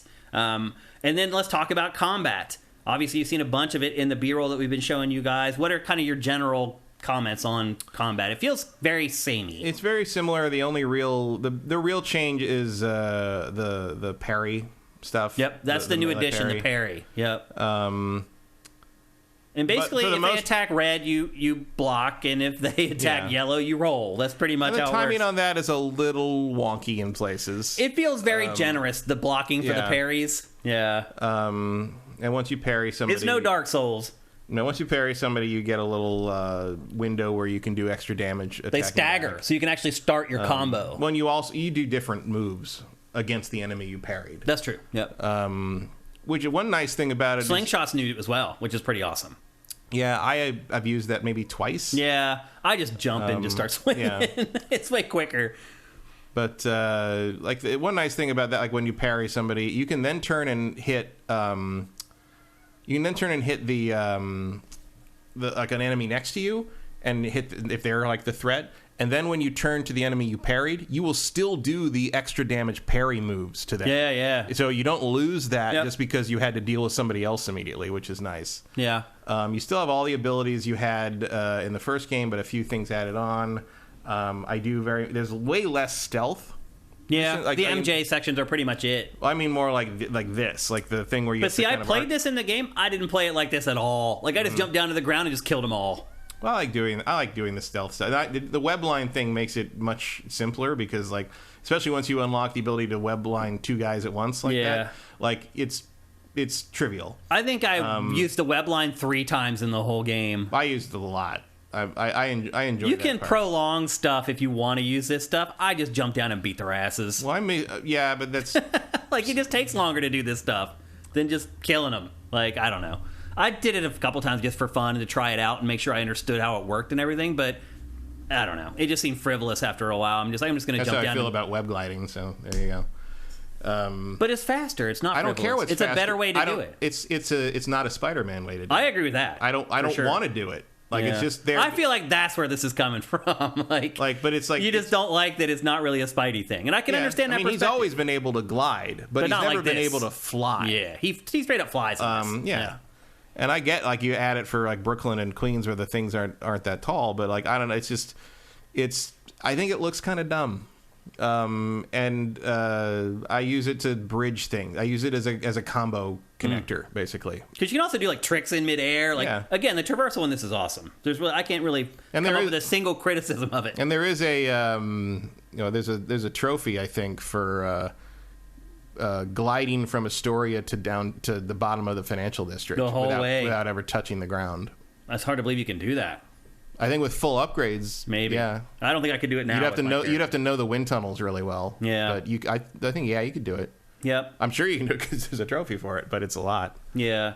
The game is ultimately the combat though is kind of like one button combat. You just keep mashing that square and then block parrying and rolling when you need to.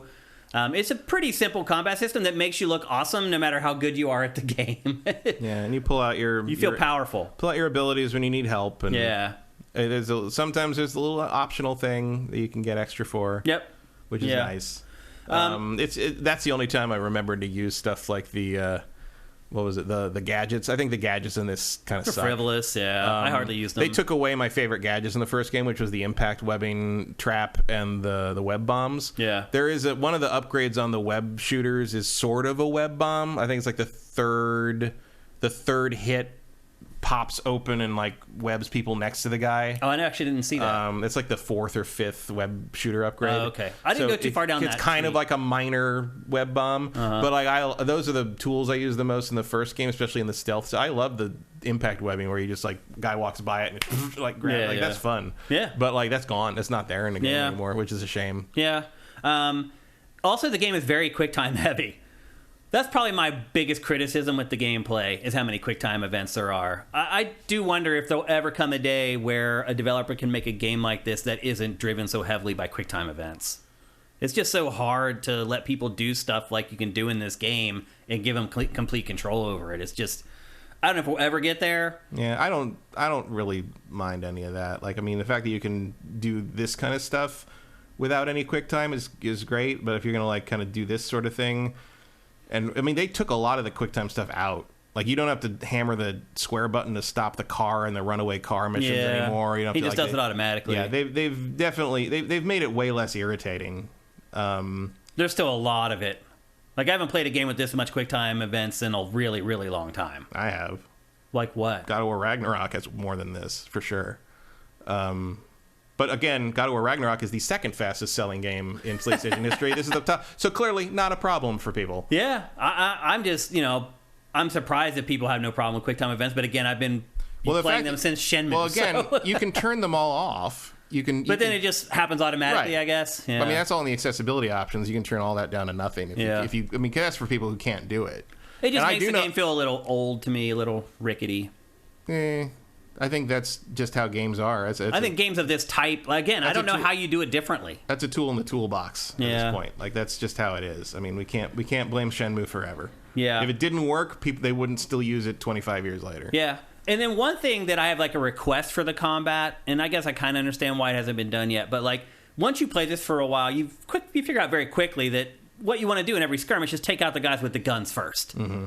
And I wish there was an option, or maybe it should be on by default, but there should be an option where I should be able to prioritize guns, enemies with guns with my lock on. Well, and I feel like the first game did that pretty well. A little bit, yeah. In this one, it feels like part of it, I think, is that you're fighting more guys at once in this game than you were in the other one, and they tend to get in each other's way more. I've seen enemies get shot by their own allies more often in this game. That's true. I've seen it's actually kind of funny when it happens kind of sometimes. Thing. So, but yeah, there are times I'm just like, if you would just, because you can do the web thing where you pull the gun out of their hand and hit them in the head with it, which I love. Yeah, it's funny. A lot of times I just jump and do that. It's easier to target them when you're jumping that way. But yeah, it's but again, that's sort of realistic in the way that if you got a bunch of people crowding you, you can't shoot through them to get the guy with a gun. I don't even mean just shoot. Like after you kill an enemy, or is he killing anybody? I don't know if he is. Theoretically, they don't kill. Once you finish an enemy, like I feel like it should automatically. That guy I knocked 40 feet off the roof. He's fine. he got. I put a web line on him, and he's just hanging from the side of the building. Right. And don't think about the fact that web line runs out in an hour. Right. Well, when I finish an enemy, I feel like the next enemy that it locks onto should be the guy with the gun, the biggest threat. Even if he's got like the rocket launcher or whatever. Like I've struggled playing this sometimes, only because I've had trouble trying to get to the guy with the gun. Because they also perch them up higher usually, so you're fighting all the fisticuffs dudes on the ground. Later on, they do have they can stick to like poles and walls. It's hard to get to them, and so they just keep peppering you with bullets. But again, that's just nitpicking it. Otherwise, like this game feels great to play. Like, it really does. The combat feels awesome, even though it's one button. I don't really care.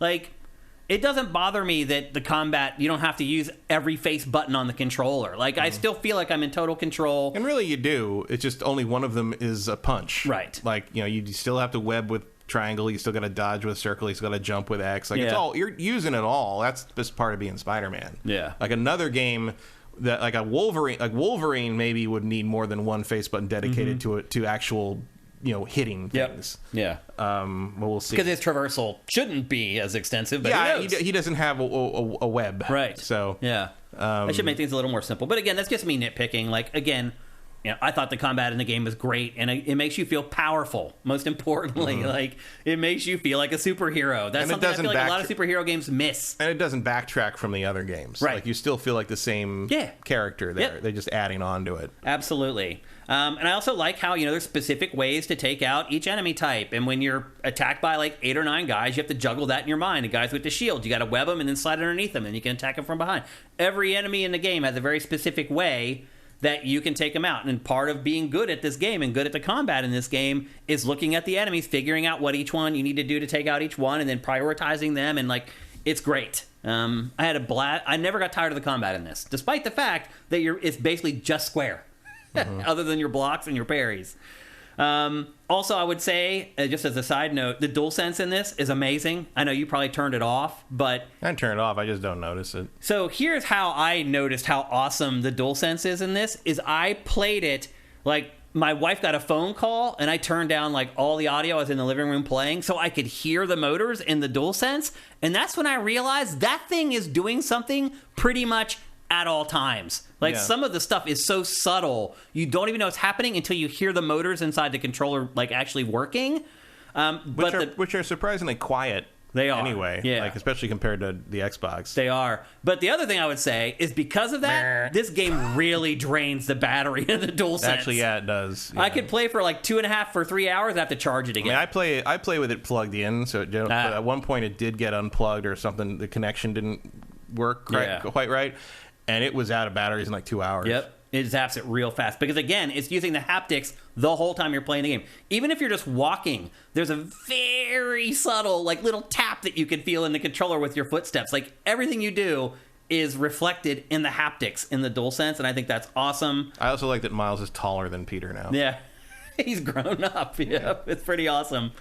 How did you feel about the progression in the game, like the leveling up and everything? It felt kind of frivolous to me, ultimately. Yeah, well, the fact that the only real thing you get from leveling up is a skill point, and I didn't find the skill trees very interesting, so it didn't really matter. Yeah. And it happens constantly. They try to make this game an action RPG, but it just doesn't really get there. Yeah, it's the others had more meaningful upgrades, and I mean, I'd rather they do it like this than take away all your Spider upgrades and have to like rebuild him into a functional character again. But it wasn't amazing. Yeah. The upgrade, the leveling and kind of the character progression system is the least interesting thing in the game to me. Agreed. Yep, I agree with that 100%. We can talk about the graphics, but you guys have been seeing it now for about 30 minutes. The game is just stunning. To me, one of the most impressive things in the game visually is the suit animation. Like, once you get the symbiote suit, like, animating that suit is just incredible. It's all happening in real time. This isn't like some CG thing that they farmed out to some crazy CG company. It's all happening on the character model in real time. It's insane, the things that the symbiote suit does in real-time cinematics. Like, it's just next level. There's a reason, like, some games, like, all the characters wear hats, so they don't have to show the hair. Like, they don't do any of that in this. There's no cutting corners. There's no hiding things. They just do it all. And it just looks incredible every moment. Like, even this sand early on in the game, if you notice, if you knock a guy into the sand, the way the sand reacts, it, like, smears it and makes it almost like a sheen, and then it slowly crumbles back down into sand again. It's just insane, the detail in this game. The stuff that they spent the time to do. That's built on the tech they already made for the snow in Miles Morales. Yeah. Which was it's also really impressive. incredible, man. Like, I just kept seeing crazy stuff every minute I played this game. Just little things that you just notice every time you play it that you didn't notice the time before. It's just...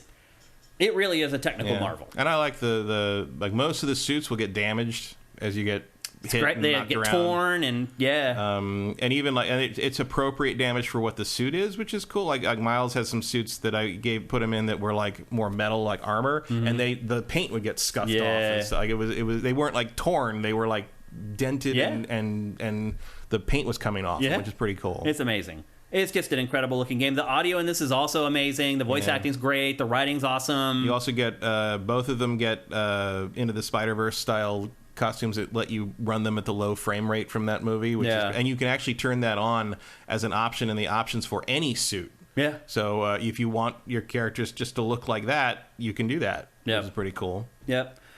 And the audio is pretty much on par with the visuals. Just great. Everything, the Foley work in it's awesome. Like, so I played this with the music off, and one person did mention in the comments, like, it's weird watching a game like this without the music, but now you can hear the Foley work, the ambient sound in the game. Like, a lot of times you turn off the music in a game, particularly Japanese games, and the only thing you hear is clock, clock, clock, clock of their footsteps. This game is just loaded with audio, no matter where you are. Like, I had no problem playing this game with the music off. Now, it did get better when I turned the music back on, but playing without the music, it still sounds amazing. The voice acting's great. The writing's awesome. Yeah, nothing's more useful than the music for telling me that there's still some guy I haven't beaten somewhere around the corner. I'm like, oh, the fight's still happening, apparently, according to the orchestra, so I guess we'll... AJ is asking, have you played with a headset? I did. So the first hour that I recorded for you guys, I played with a headset on. And again, like, that's when you can hear the ambient sounds and the sounds of the city and the people talking to you. It's just crazy, the amount of audio work that they did for this game. It's all awesome. The amount of incidental stuff and just pedestrian talk and all this, it's very impressive. Everything in this game goes the extra miles. Yeah. And never peters out. Nice. Silk Snake says, I've noticed sometimes my suit has changed during cutscenes. Yeah, that happened. A couple of the major cutscenes, they will show up in their default suits. I didn't notice that, actually. Yeah, like the scene where he gets the black, like the mission where he gets the black suit, he will show up in his standard outfit no matter what you have him in. Interesting. Probably because there's a lot of interaction with the suit in that scene, so they probably just wanted to simplify it. Just lock it down. Yep, it could be. It doesn't happen often, but it does happen. Yeah. And I think that's usually for stuff where they really needed to specifically know what suit he was in for animation purposes, which is fine. Like, you know, putting him in another suit to me doesn't mean he doesn't still own that other suit. No, sure. So he could be. He just decided to wear that day. I don't know. I'm not paying attention to what Peter's doing. I'm playing as Miles.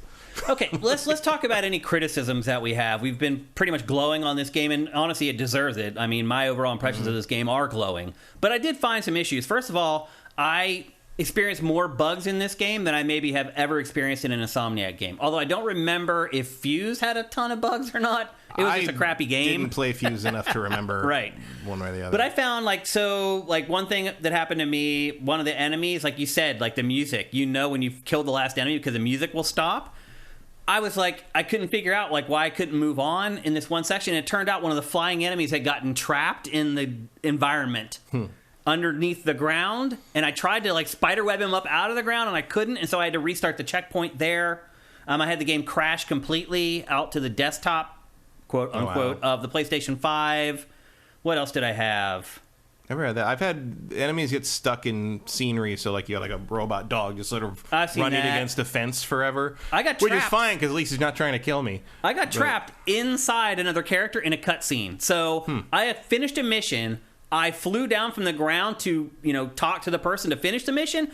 I landed in the exact spot that character was going to stand in for the cutscene. And when it went to go to the cutscene, I was trapped in that character model. I never could get out. That's weird. It was literally 1 in a million. A 1 in a billion moment. But it did happen. And I had to, reset the checkpoint to get it to start again.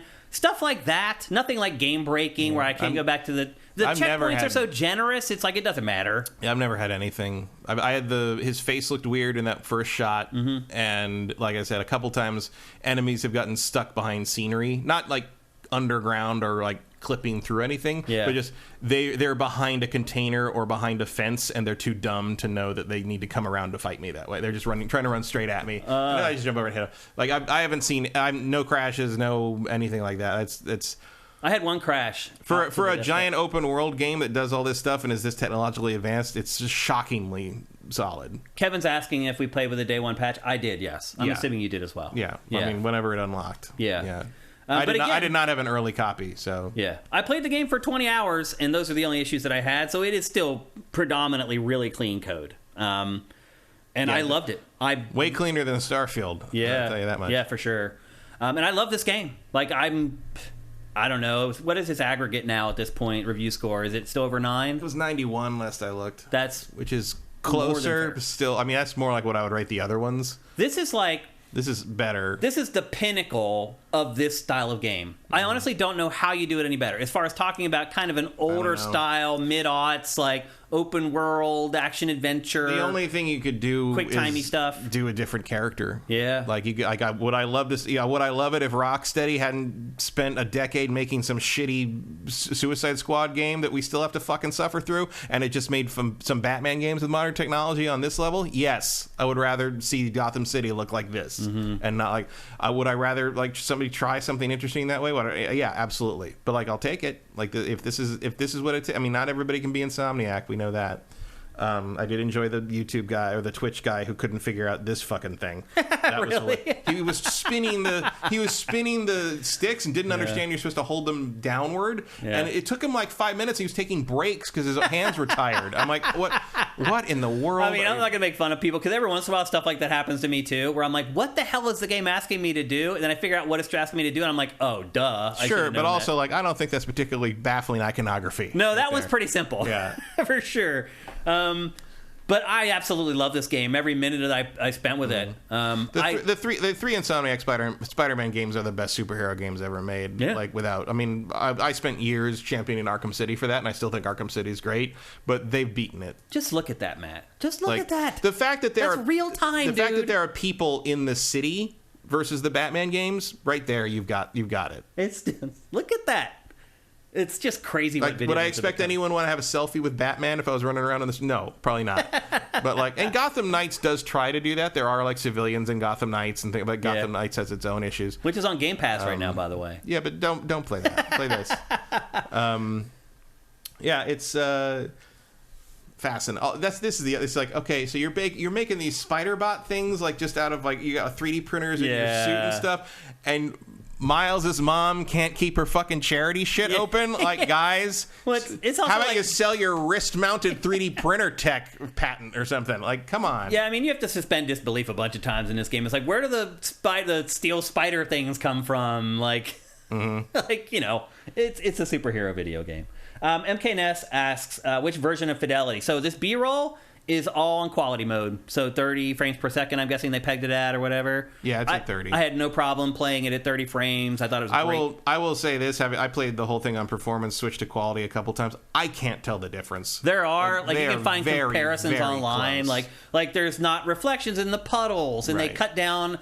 In the performance mode, they cut down in the traffic on the streets, stuff like that. But you're right; it's very you have to look for it to see it. Yeah. I don't think if you. How about climbing on a building on like the 40th floor and there's somebody in there, like working at their desk or like doing dishes? Yeah, like you can't go in buildings, but like they did a much better job in this one of populating. Like you can see in the people's apartments, people watching TV, people are hanging out eating dinner. It's like it's really good. It's amazing, man. It feels like a real place, in a way. And like people criticize, I can't buy a hot dog, so it's not like a real. So I'm like, what do you want? Like, it feels like you're actually Spider-Man swinging around this thing. It's a lived-in version of New York City. I don't know what else anybody expects. They prefer the New York City in Street Fighter 6, where you can actually buy the hot dog. But you buy the hot dog and punch the old lady. That's the whole point of that, I guess. Exactly. Fucking sociopaths over here. J. Reed Vic 7 says, hard to compare these to anything a third party could or would make. Insomniac can do this because PlayStation funds it because it helps them. You're right. I mean, most studios are not going to get 6-7 years to make a game to include all this little stuff, but that doesn't mean we should like slag Insomniac. Like, we should just celebrate these games. Although to be fair, they made 3 of these in 5 years. That's actually true. Yeah, I mean, they Dog don't have unlimited time. Naughty Dog, I hear you, bro, because they take like 7 years per. I would argue that like a lot of people are like, Naughty Dog is the most skilled. I'm like, I don't know how skilled they are, honestly, because I feel like if you give a decent development team 7 years to make a video game, Naughty Dog is very skilled at specific things, right? Yeah. Insomniac, I think, is a much broader skill Yes. set. Oh, I think that's obvious. There's a very, very strong argument to be made that Insomniac is the best Western developer in business today. I wouldn't argue against that. I really wouldn't. Just in terms of ability and track record. Yeah, they also made great first-person shooters. And let's not forget, they made great 3D platformers. And also, I mean, look, yeah, like the Sony factor is there for a couple of things in terms of like, you know, I mean, you could go back to Team Eco for that. As like The Last Guardian should not exist by any reasonable business standard. Yeah. But Insomniac has been pulling off stuff like this going back to well before they were owned by Sony. So I don't know how much I'm willing to give that, you know, to put that asterisk by that record. Yeah. And Rocksteady for Arkham City and Arkham Knight pretty much did have free reign from Warner Brothers. I mean, yeah, other than you could see it. Other than Zack Snyder giving them problems about their Batmobile design, which was very weird. Yeah. Because they did theirs first. Right. Like, yeah. It looks too much like ours. Like we did ours a year and a half before yours. Yeah. So, but the film department gets, you know, say obviously. Yeah. But yeah, it's just. You know, and it's nice that there's I will say, as much as I dislike Arkham Knight, you can go back to that now on PC, at least especially on PC. Still looks pretty damn good. Yeah, hell yeah. Again, I struggle to see how Insomniac will make a better game than this. Sure, well, maybe the next one might look a little better, but like, well, the next one can't be in New York, right? I mean, it can't. I mean, obviously, you can be in New York, but you have to go other places. I think that's why the multiverse thing is your next move, because the next game has to leave Manhattan. Because again, don't forget, we did mention earlier that the Ratchet and Clank Rift Apart tech is in this game. Yeah, you're seeing stuff like that. And like what are you going to do? If you stay in New York, what are you going to do? Add Long Island? Nobody wants that. Yeah. Come on. Nobody. This is the most boring. Now you can go to Jersey. You might as well not even be in New York if you're in Long Island. Long Island. Long Island. Yeah. So anyway, this game is awesome. If you have a PlayStation 5, just go buy it. It's worth every penny of $70. It is longer than you think. It took me 20 hours to finish the game. I would say this. I did do more side mission stuff than I typically do in open world games because I enjoyed the missions, and they're just everywhere. And the way the game is designed, the traversal's fun. You're just going to stumble upon missions and just do them more than you would in most other open world games. So I think it's great. Like a 9.1 seems maybe a little low to me for this game. Yeah, I do think that's low. I would obviously that's still a great score, but I think it deserves a little higher. Yeah, I don't know what it is about the Spider-Man games that they rate about 0.5 lower than I think they should. Overall, the older ones too. Yeah, you know? Like I struggle to find criticisms for this game. I really do. I really don't. Yeah, like. It's amazing. Like I maybe would. It really is. Yeah, I don't know. And the only thing I will say is like for going forward for the third one, and they have hinted some things. Like I do think the Spider-Verse is probably where they're going with this. They hint a little bit in the game with that. They've hinted in interviews at that. Yeah. One of the lead designers I think said, if this is our Civil War, you can imagine what our next thing has to be, which means Infinity War. Yep. I will say maybe it's about time to start bringing in some other Marvel characters just to because it feels like they haven't warmed up to that yet though. But the thing is, they're all different licenses. Yeah. So like you can't use I'm just saying in the context of the plot so far. Well, look, it doesn't feel like it's there. Well, it is there because some of the stuff that happens both in the first game and this game are big enough that the Avengers would be involved. But both times they've been conveniently out of town. Like all the other characters are all doing something else. Yeah. Even in this one, there's a reference to Doctor Strange being out of town. Don't forget, Miles Morales happened because Peter Parker was on vacation out of town. Yeah, people leave New York a lot. Which, if anyone knows people from New York in real life, no, they don't. Yeah. They don't. No, that's not a thing that happens. Right? Yeah. So I would like to see that, but I think the DLC for this will be a Venom focused one where you play as Venom, and a multiverse focused one where you deal with some crazy multiverse shenanigans. Cool by me. And that's actually cool by both of us. That's 2 thumbs up from GameFace for Marvel's Spider-Man 2. Easy thumbs up from me. I think easy thumbs up from Matt. So go out and buy it. You won't regret it. It's, as Matt said, probably the greatest superhero game ever made. I mean, I guess if you really want to push it, you could still argue Arkham City, but I wouldn't anymore. I enjoyed this more. Like it's neck and neck with the other two, but this one surpasses. Yeah, in my opinion too. All right, so there you go. That's Marvel's Spider-Man 2. Next up, another banger. I told you this episode is awesome. We're going to discuss Super Mario Brothers Wonder. How far have you got in this, Matt? About halfway. Halfway? I think I'm on World 4, beginning of World 4. Yeah. Well, there's only 6 worlds. Oh, okay. So I guess I am. Yeah, I'm halfway. I'm on the. Is there like a post game thing where like like the Mario game? It was like, oh, you finished the game, but now the real game begins. No, it's not quite to that extreme, but there's things to do after the game. I still haven't finished it, by the way. This is just research that I did on the game to know what comes after you finish it. I am on World 5, almost done with World 5, so I've played it like 7 hours. It appears it's going to be about 8 hours long. Which, again, typical Mario, but that's also me going through the game and not making sure that I collect everything from each one of them, et cetera, et cetera. I think for most people, though, it'll probably be around an 8 or 9 hour game, would be my guess. I think most people are probably okay with that with a 2D Mario game. Yeah, I mean, you can only last so long on those. Yeah, now this one, as you can see right now, you can play it the whole game in 4-player co-op.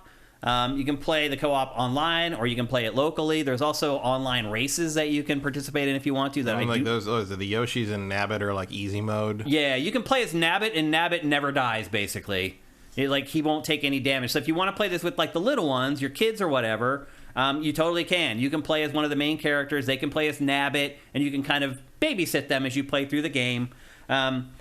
This is a Mario game, so the plot, not a big deal as usual. It takes place in a new place, though, for Mario called the Flower Kingdom. It's apparently next door, but we've just never seen it before. It's right. It's the neighbor to the Mushroom Kingdom. we never knew about it for some reason. Bowser has used wonder powers to merge himself with a castle, and he becomes like this hybrid of a castle and a battleship. Yeah, which he seems to think is pretty cool. Yeah. He's into it. And then he has like these floating like wraiths that float around him. And as you play through the game, you get items that dispel the wraith. So eventually he's exposed, and then you can go in and you can finally take him out for good. But that's pretty much the extent of the plot in this game. Again, not surprising for this any again, Mario game. the story on the presentation on this is like, I find the way they do it so weird, in the sense that like the other characters, like the prince of the Flower Kingdom and all, and like the little citizens, they're all talking through text boxes, but all the main characters are just doing that waha oh oh. Like it's like one or the other. Yeah. Like either let them talk or nobody talks. Well, it's like playing charades, basically. Yeah, and trying to follow the plot in this. It's just I just find it incredibly irritating by this point. I don't understand why they're so dedicated to Mario and Link not talking. Yeah. I don't know either. Like, it's not like Mario has, and especially with Mario, because it's not like he has a voice. Personality. Yeah. He also is just in a movie. He's talked in other games. He was just in a movie. Right, but he's also talked in other games. I've seen him talk in like the Mario and Luigi stuff. Like, why are you so against that? If you're going to let them talk, let him, because they sound like idiots when they're just like, waha, yep. Waha, let's go. Like, it's like, stop it. Stop it. The plot is not going to keep you playing Super Mario Brothers Wonder. Although the new guy is pretty good. Which new guy? The new Mario. The new Mario? This is not Charles Martinet. This is the new. Oh, you mean the new voice actor? Yeah. Oh, okay. I thought you said a new Mario character. I was like, what? How'd I miss that? No. No, the new voice actor guy's good. Yeah, I couldn't even really tell, honestly. Because everybody can do that. Yeah, everybody can do the Mario voice. For sure. Swing your arms from side to side. Yeah. Now, one thing I will say, the new setting, the Flower Kingdom, it means that most of the enemies and the characters in this are all like brand new. You do get some Goombas, the Hammer Brothers are in there, some of the classics are in there, but most of the rank and file enemies are a brand new IP for Mario, which is cool. Like, I feel like we need more Mario games that introduce new characters. Some of them are really cool. Like, there's this one character that's like a mummy that's like really tall, and you can grab like the wrap and then unwrap him, and he like it's awesome. Like, the graphics in this, easily the best 2D Mario game ever, as far as the visuals are concerned. Like, I was pleasantly... Well, better be. Yeah, I was pleasantly... I mean, it's Switch, you know? It's like, how far can you push it? I feel like this game pushes the Switch pretty hard. But like, what I'm saying is, like, there's never been a 2D Mario game built for the Switch before, so yeah, it better be the best looking one. And it is, easily. And again, this new setting provides for a bunch of new characters that you haven't seen in Mario games before. Also, I love the little flowers that are just hanging out in the game, because they have like commentary on sections of the game, on themselves. Like, although again, they talk out loud in pretty standard, either people talk in these games or they don't. Yeah. Like, stop it. Like, what is that? One time where I got down to the bottom of this like room where it looked like nobody had ever been, and the little flower goes, "I'm so lonely down here." Yeah, some of the things the flowers say are very funny. Yeah. Again, much like with Spider-Man, I remain shocked by like a bunch of people I've seen online that just hate these flowers. Oh, really? Like they turn the voices off on the flowers immediately. You can. They let you turn it off. But like, what's the? You hate joy? Like, yeah, what, I thought it was great. They're legitimately funny. Yeah, like, there's a lot of actually funny stuff with them. I do feel like Nintendo's writing has kind of fallen off over the last like 5 years. Like it used to be like their writing was good in that kids could laugh at it and adults could wink at it. Like there was always kind of like little hidden innuendo, and a lot of times it was legitimately funny. I feel like the writing in Nintendo's games for the last 5 years has kind of fallen off, honestly. I don't know what happened or if anything happened, but I do think the quality has dropped over time for whatever reason. But the whole goal of the game is you're trying to help Prince Florian, who's this little, I don't know how you would describe, he's a worm kind of like thing. a little inchworm. Yeah. Thing. He's trying to reclaim the royal seeds, and those I was mentioning earlier that there's these things that you get when you finish each world. They're the royal seeds, and then you use the royal seed to kind of vanquish one of the things that's protecting Bowser. And that's kind of the objective of the game. You collect the royal seeds, you dispel one of the things protecting Bowser until Bowser's naked, and you can go in and you can fight him finally.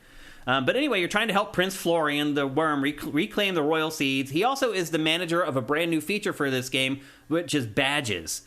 What do you think about the badges? I mean, they're fine. It's just an extra ability, I guess. Yeah, basically there's over 20 different badges you can collect through the game, and you can either get them in the hub world. There's these areas where you can go where you can earn them, or sometimes you can just go to the store and you can buy them. But they're basically just like an extra power-up, and you can only assign one at a time, one for each level. And you choose before you start playing which badge you want to have. And they really run the gamut. There's myriad different badges, and not all of them work for every mission. This, by the way, is the pinnacle of the game. It really is amazing. This Piranha Plant chorus level, like, spoilers, I really like this game. Me too. But yeah, it never gets this good. This is one of the greatest Mario levels ever made. All those Piranha Plants are all singing. They're all singing, and if you kill them, their voices go away. Out of the song. They leave the song. It's remarkable. It really is. And it's the second level. Like, they front-loaded, like, the best thing in the game, like, so everyone could see it, which is cool. But, yeah, it never gets this like, this is the best thing in the game. It's so really far. Cool. There might be something in World 6 that's ready to blow my socks off, but this is amazing. To be able to do that, by the way, each vocal has to have its own track. Yeah. Like, that means there's like 30 tracks in this song at least. And it's also a good example of how well they use the foreground in this, which is a kind of a thing I don't remember really seeing much in 2D platformers before. Like, stuff is passed in front, like parallax before, but they really use the foreground in this game. Yeah, they do. Which is impressive to me. This game is actually, I think, going to become my go-to example of execution versus innovation. Because there's almost nothing wholly new in this game, but they are using a bunch of the Mario conventions in a way that I've never seen before and I've never thought of before. And they mix them up in ways that keep it fresh through the whole thing so far. I mean, I don't know. Remarkable. I think this game is probably the most innovative 2D Mario since like the SNES. See, I just don't see a lot new in here. I see new ways of using things that have been there forever. Well, the badges, there's so many. So as I said, there's over 20 different badges. There's let's see, you can get like a floaty jump, there's a triple jump, there's a grapple hook, there's a dolphin kick that you can use underwater, there's a wall climb jump, there's a super mushroom. A lot of them feel like the badges, crouching high jump, the badges to me felt like if you're having trouble, you can kind of pick your cheat.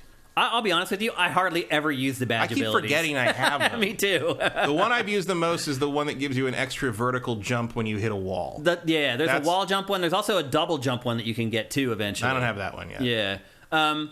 The parachute one was a nice idea, but I kept forgetting I had it, and it's on the R shoulder button, and I just don't use it. I kept forgetting I had almost all the badges. I'm not used to having them in a 2D Mario game. It's not just something I think is there. Well, I think they're kind of there for if you need help. Like, I haven't really seen anything in the game that would require you to use the badge powers for anything. Yeah. It's just there, like, and probably maybe it's more useful if you're playing, like, multiplayer. Yeah. And you're, like, everything's going crazy. I mean, I do like that you don't impact each other anymore. Yeah. Like, it's not divorce mode anymore. Yeah, you're ghost characters now. Yeah. You run through each other, and people can't, like, butt stomp you. Yeah, you can't mess things up for everybody. Pretty much. Yeah. This is the big innovation, though. The Wonders. and this is why the game has its name. So you find these wonder seeds, and it just completely transforms the level. You can ignore them too, and play through the level entirely differently. Yeah, there's a normal level in there, but if you pick up the blue... It goes apeshit. Everything goes crazy. And it's amazing. Which is great. It's so flippin' cool. Like, you never know what's going to happen when you pick up that seed. It's the like, nice thing about, what could happen this time? Because the nice thing about this game in that regard is that it feels like they finally learned we can break the format and we can make it work. Yeah. And I think some of that comes from what they saw people do in the Mario Makers. I think this game is inspired a ton by Super Mario Maker. Yeah. Absolutely. Which, again, is like using all these existing tools here to do different things you may not have ever thought. And a lot of that is, like, there's nothing in, like, say, like, the one of my favorite things is also, like, the Buffalo Stampede one. Yeah. And, like, there's nothing in that isn't already happening elsewhere in the other game, even in the same level, but it just doesn't happen to that degree, and they just sort of go over the top with it. And I can't remember the last time a Mario game went over the top. That maybe Mario Galaxy. Like Mario Galaxy kind of had that, like, Marios oh my god, I can't. Yeah, but like a 2D one, like they're not leaning on the nostalgia in this anymore. They are going ape shit. They on let what go. How finally let go. How can we take all this crap and put it together in a way you've never seen before? And they do it every level. It's ridiculous. Yeah. And it's funny because it kept reminding me of the Sonic games, because the Sonic games for so long kept doing that thing where we're going to try this. Now you're going to be a fishing game. Now we're going to try that. And it's like they're doing the thing where Sonic had that idea to like switch things up and not have it just be the one kind of gameplay, except they're succeeding here. Right. Which is a big difference. Right. And like... Yeah. It's fascinating. Like it's like there is a master at work element to this game that I have not seen in 2D Mario since Mario World. It almost feels like, I hate to say it, like somebody important died. Well, I hate to say it, but it's like it feels like there was somebody there being like, no, this is what 2D Mario has always been. This is what it's gonna be, and that's what this game is gonna be. And now that person is gone. But the flip side of that is that, you know, the original team for Super Mario Brothers 1 was 5 people. Right. And 4 of them worked on this game. Yeah. It's pretty amazing. Find me another company that has retention like that. I mean, I know they're all just sort of advisory level at this point, but like that, I think that's also part of it, is you're dealing with some people, several people, like not just Miyamoto, but people who have been with this series from the beginning, and they maybe finally got over that. I don't think anybody died. Maybe somebody just finally realized, you know, let's just go nuts because I'm not gonna, I'm gonna retire soon. Like, you know, maybe it's more like that. I don't know. It is funny seeing like this little segment here of the B-roll. You were talking about these buffaloes earlier, and it's like when you come across these new elements, you have to like fiddle around with them to see what they do. So you saw me doing that. It's like, okay, I can't run into him; he'll knock me down. If I jump on top of him, okay, now I can ride him. But oh my gosh, if I do that, I'm gonna have to jump over the obstacles while he's riding. Oh, and by the way, he will break bricks. Like, this game is just loaded with those moments where you're confronted with something new that you haven't experienced before in a 2D Mario game, and there's this little learning curve. And it's also genius in how they made them all simple enough that learning curve can be satisfied in like 5 seconds. You saw my brain figure it out in real time right there. Which is also very on the same level as how Mario Maker works. Yeah. Where you have those things where you're like, okay, now what do you want? Right. Like, what do you want me to do? Okay, that's what that's doing. You know, and like again, we've seen charging enemies like these Tricera Buffalo things before, but we've never seen them do anything quite like this. Yeah, it's really incredible, and it's just one thing, and you don't even after another like this. And you don't even have to ride this thing. You can be running around on the ground underneath them. You go a different way it's fascinating. Yeah, it's really incredible, man. They never lock you into anything. You never have to do anything. You can be all of the, they never limit you, which is the most remarkable thing about it. The thing for me about this game that sets it apart, and I've made no secret about the fact that I really don't care that much about 2D platformers anymore. I have played them my entire life. I am pretty much burnt out on them. But this is what needed to happen for me to be able to connect with a 2D platformer again, because you just never know what's coming next. Like most 2D platformers, you play a couple levels, they don't change that much. You just get better at doing the same thing over and over and over again.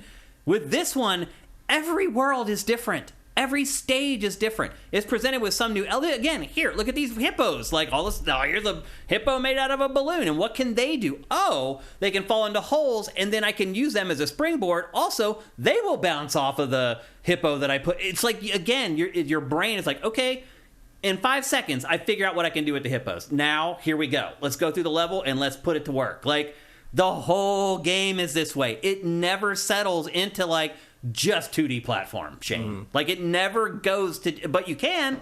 And this game is hard, too, I think, man. Like, I die constantly in this game. Yeah, I don't think it's that hard to get through the levels, but it is sometimes hard to do what you want to do. Or what you think the game is, like, asking you to do. To accomplish what you think you need to do. Yeah, just getting to the end and jumping on the flagpole, not that tough. But when you start seeing like that, okay, what's up there? Why are they up there? How do I get up there? Like, and my guess is classic Super Mario World toss the shell. Yeah, it's really remarkable. Like it reminds me of Super Mario World pretty often, which is a huge compliment because to me, I think that's the best 2D Mario game. I agree. Yeah. Although I don't know, I think this might be it now. Oh, this is up. Yeah, this is a contender for sure. I say that about Mario World more in the sense of, like, I have always been the weirdo who doesn't. Whole moment right I've always here. been the weirdo who doesn't think Mario 3 is the best Mario game. Yeah. It's just this stuff just keeps happening. All the stuff that you're seeing in this this is some of the hardest B-roll I ever had to edit together. Yeah. Because it's just, there's so many awesome moments. There's all these little mini game things. Just constantly, there's just stuff popping up that's just awesome and fun to play, and all executed like perfectly with just the right amount of charm, the right amount of tongue in cheek. Like, they just have nailed. You're not getting any of the musical elements of this, which is also great. Because the B-roll's silent, obviously. Yeah. This is a great level, the roller skating caterpillar. Again, you've seen those caterpillars before, but you've never seen one do this. Yeah. This is just a race. Like, yeah. And there's a bunch of and like those mushroom things it's fascinating. It's insane. It really is. And just kind of how the progression generally works. You kind of have seen some of it in the B-roll. It looks like it's the same old 2D Mario where you have this like overworld map screen and you linearly go from one world to the next. That's not how it works. So when it was showing that open field earlier, the map screen, you can go wherever you want. Mm-hmm. You can play these levels in any order you want. The only caveat is that you have to collect a certain number of flower seeds and to open up some pathways to send you on to the next areas. And then, as I said, the royal seeds you need to collect at the end of each world in order to fell Bowser, basically. But otherwise, it's way more open form than Mario games have been in the past. Like, you can pretty much choose, and they tell you the difficulty setting for each stage, so you know what you're getting into before you jump in there. You can see how many seeds you need to collect in each one before you start it, which is great, because if there's... It even tells you if you've gotten the top of the flagpole on each one. Yeah. It really, like, I don't go back and play 2D platformers that much, but I have gone back and tried to perfect some stages on this, because again, like, if you have missed a seed and you go back and try to find that seed, you'll find yourself in some section of the level you didn't even know existed playing through it the first time. Or it'll be a thing where, like, after you've gone through the level the first time, now you understand what it wants you to do. Right. Yeah. And to its credit, like, that's never annoying. Like, going back and be like, now I know what it wants me to do.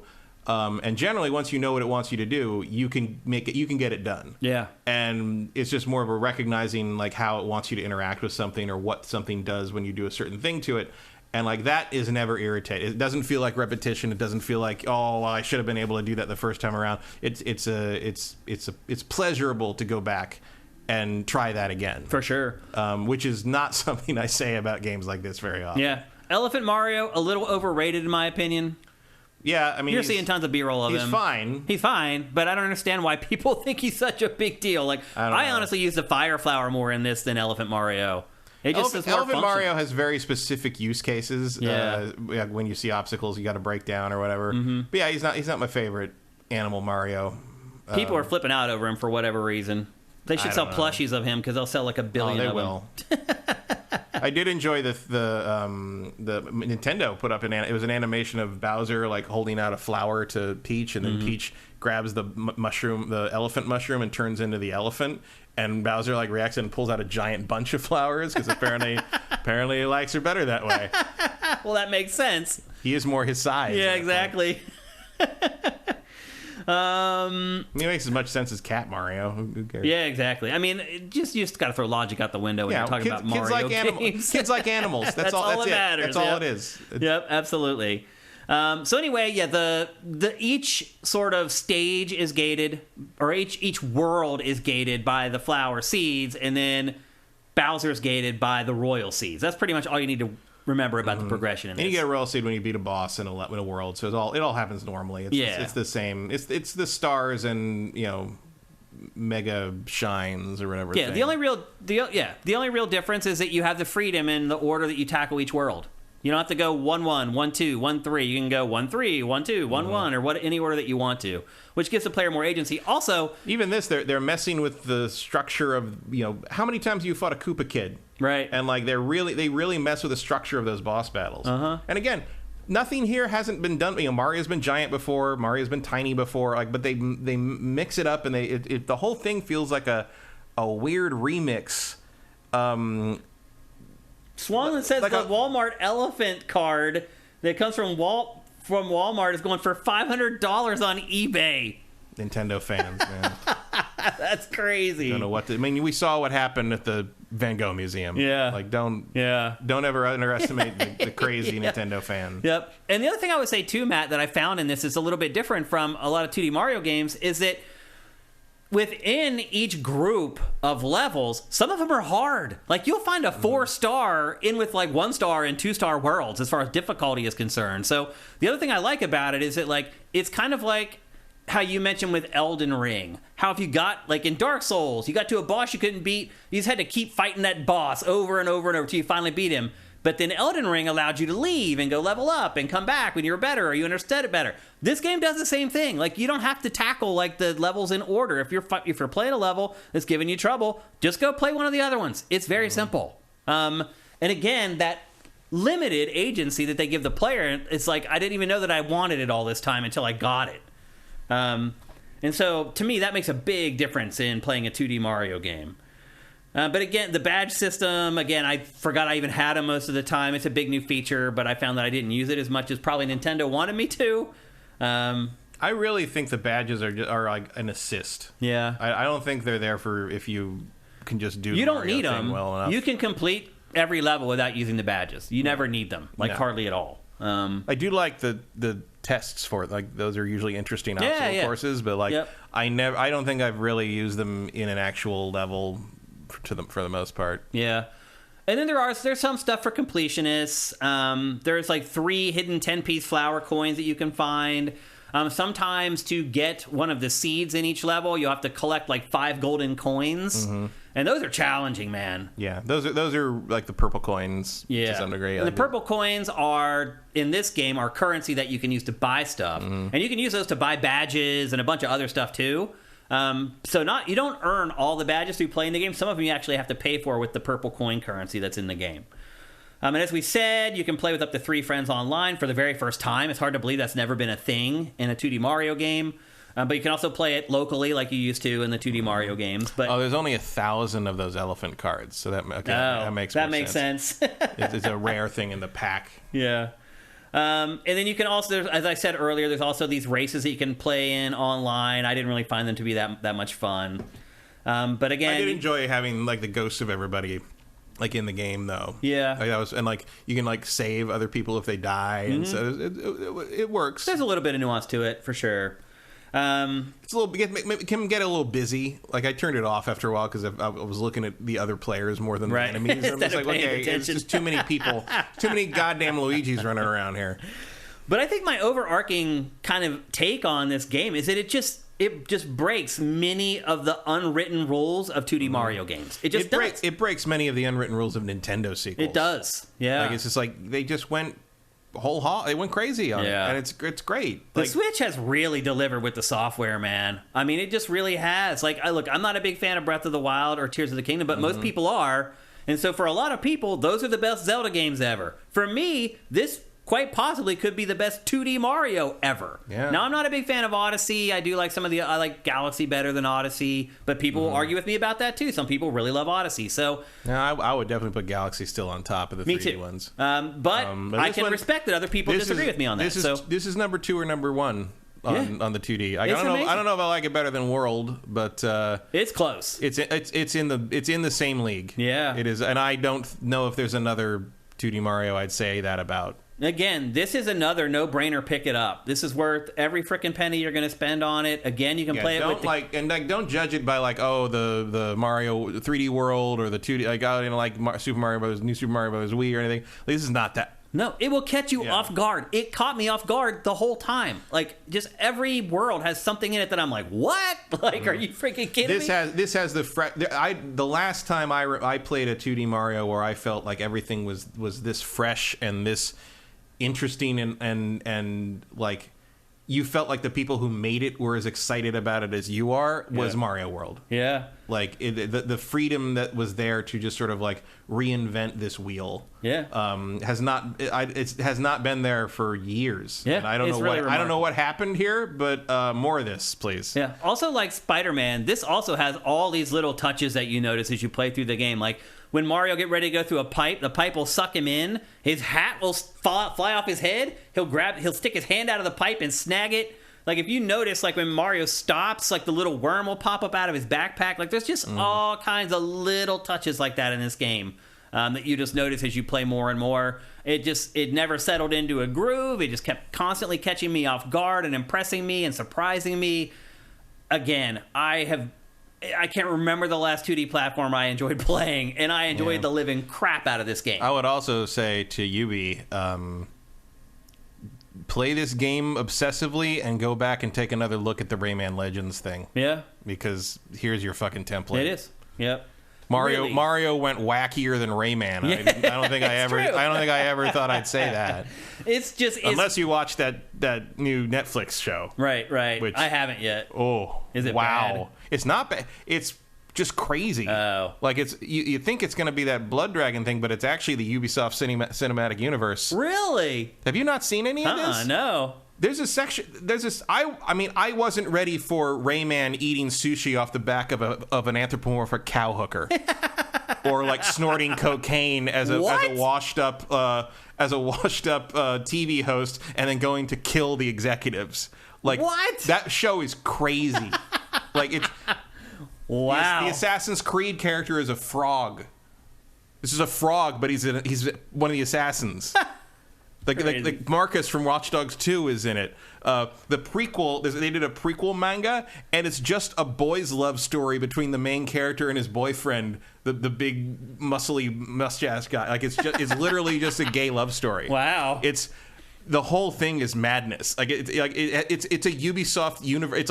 It's like you know what? If X Defiant was like this, you'd be selling a lot more fucking copies. Maybe it'll inspire crazy. Yeah.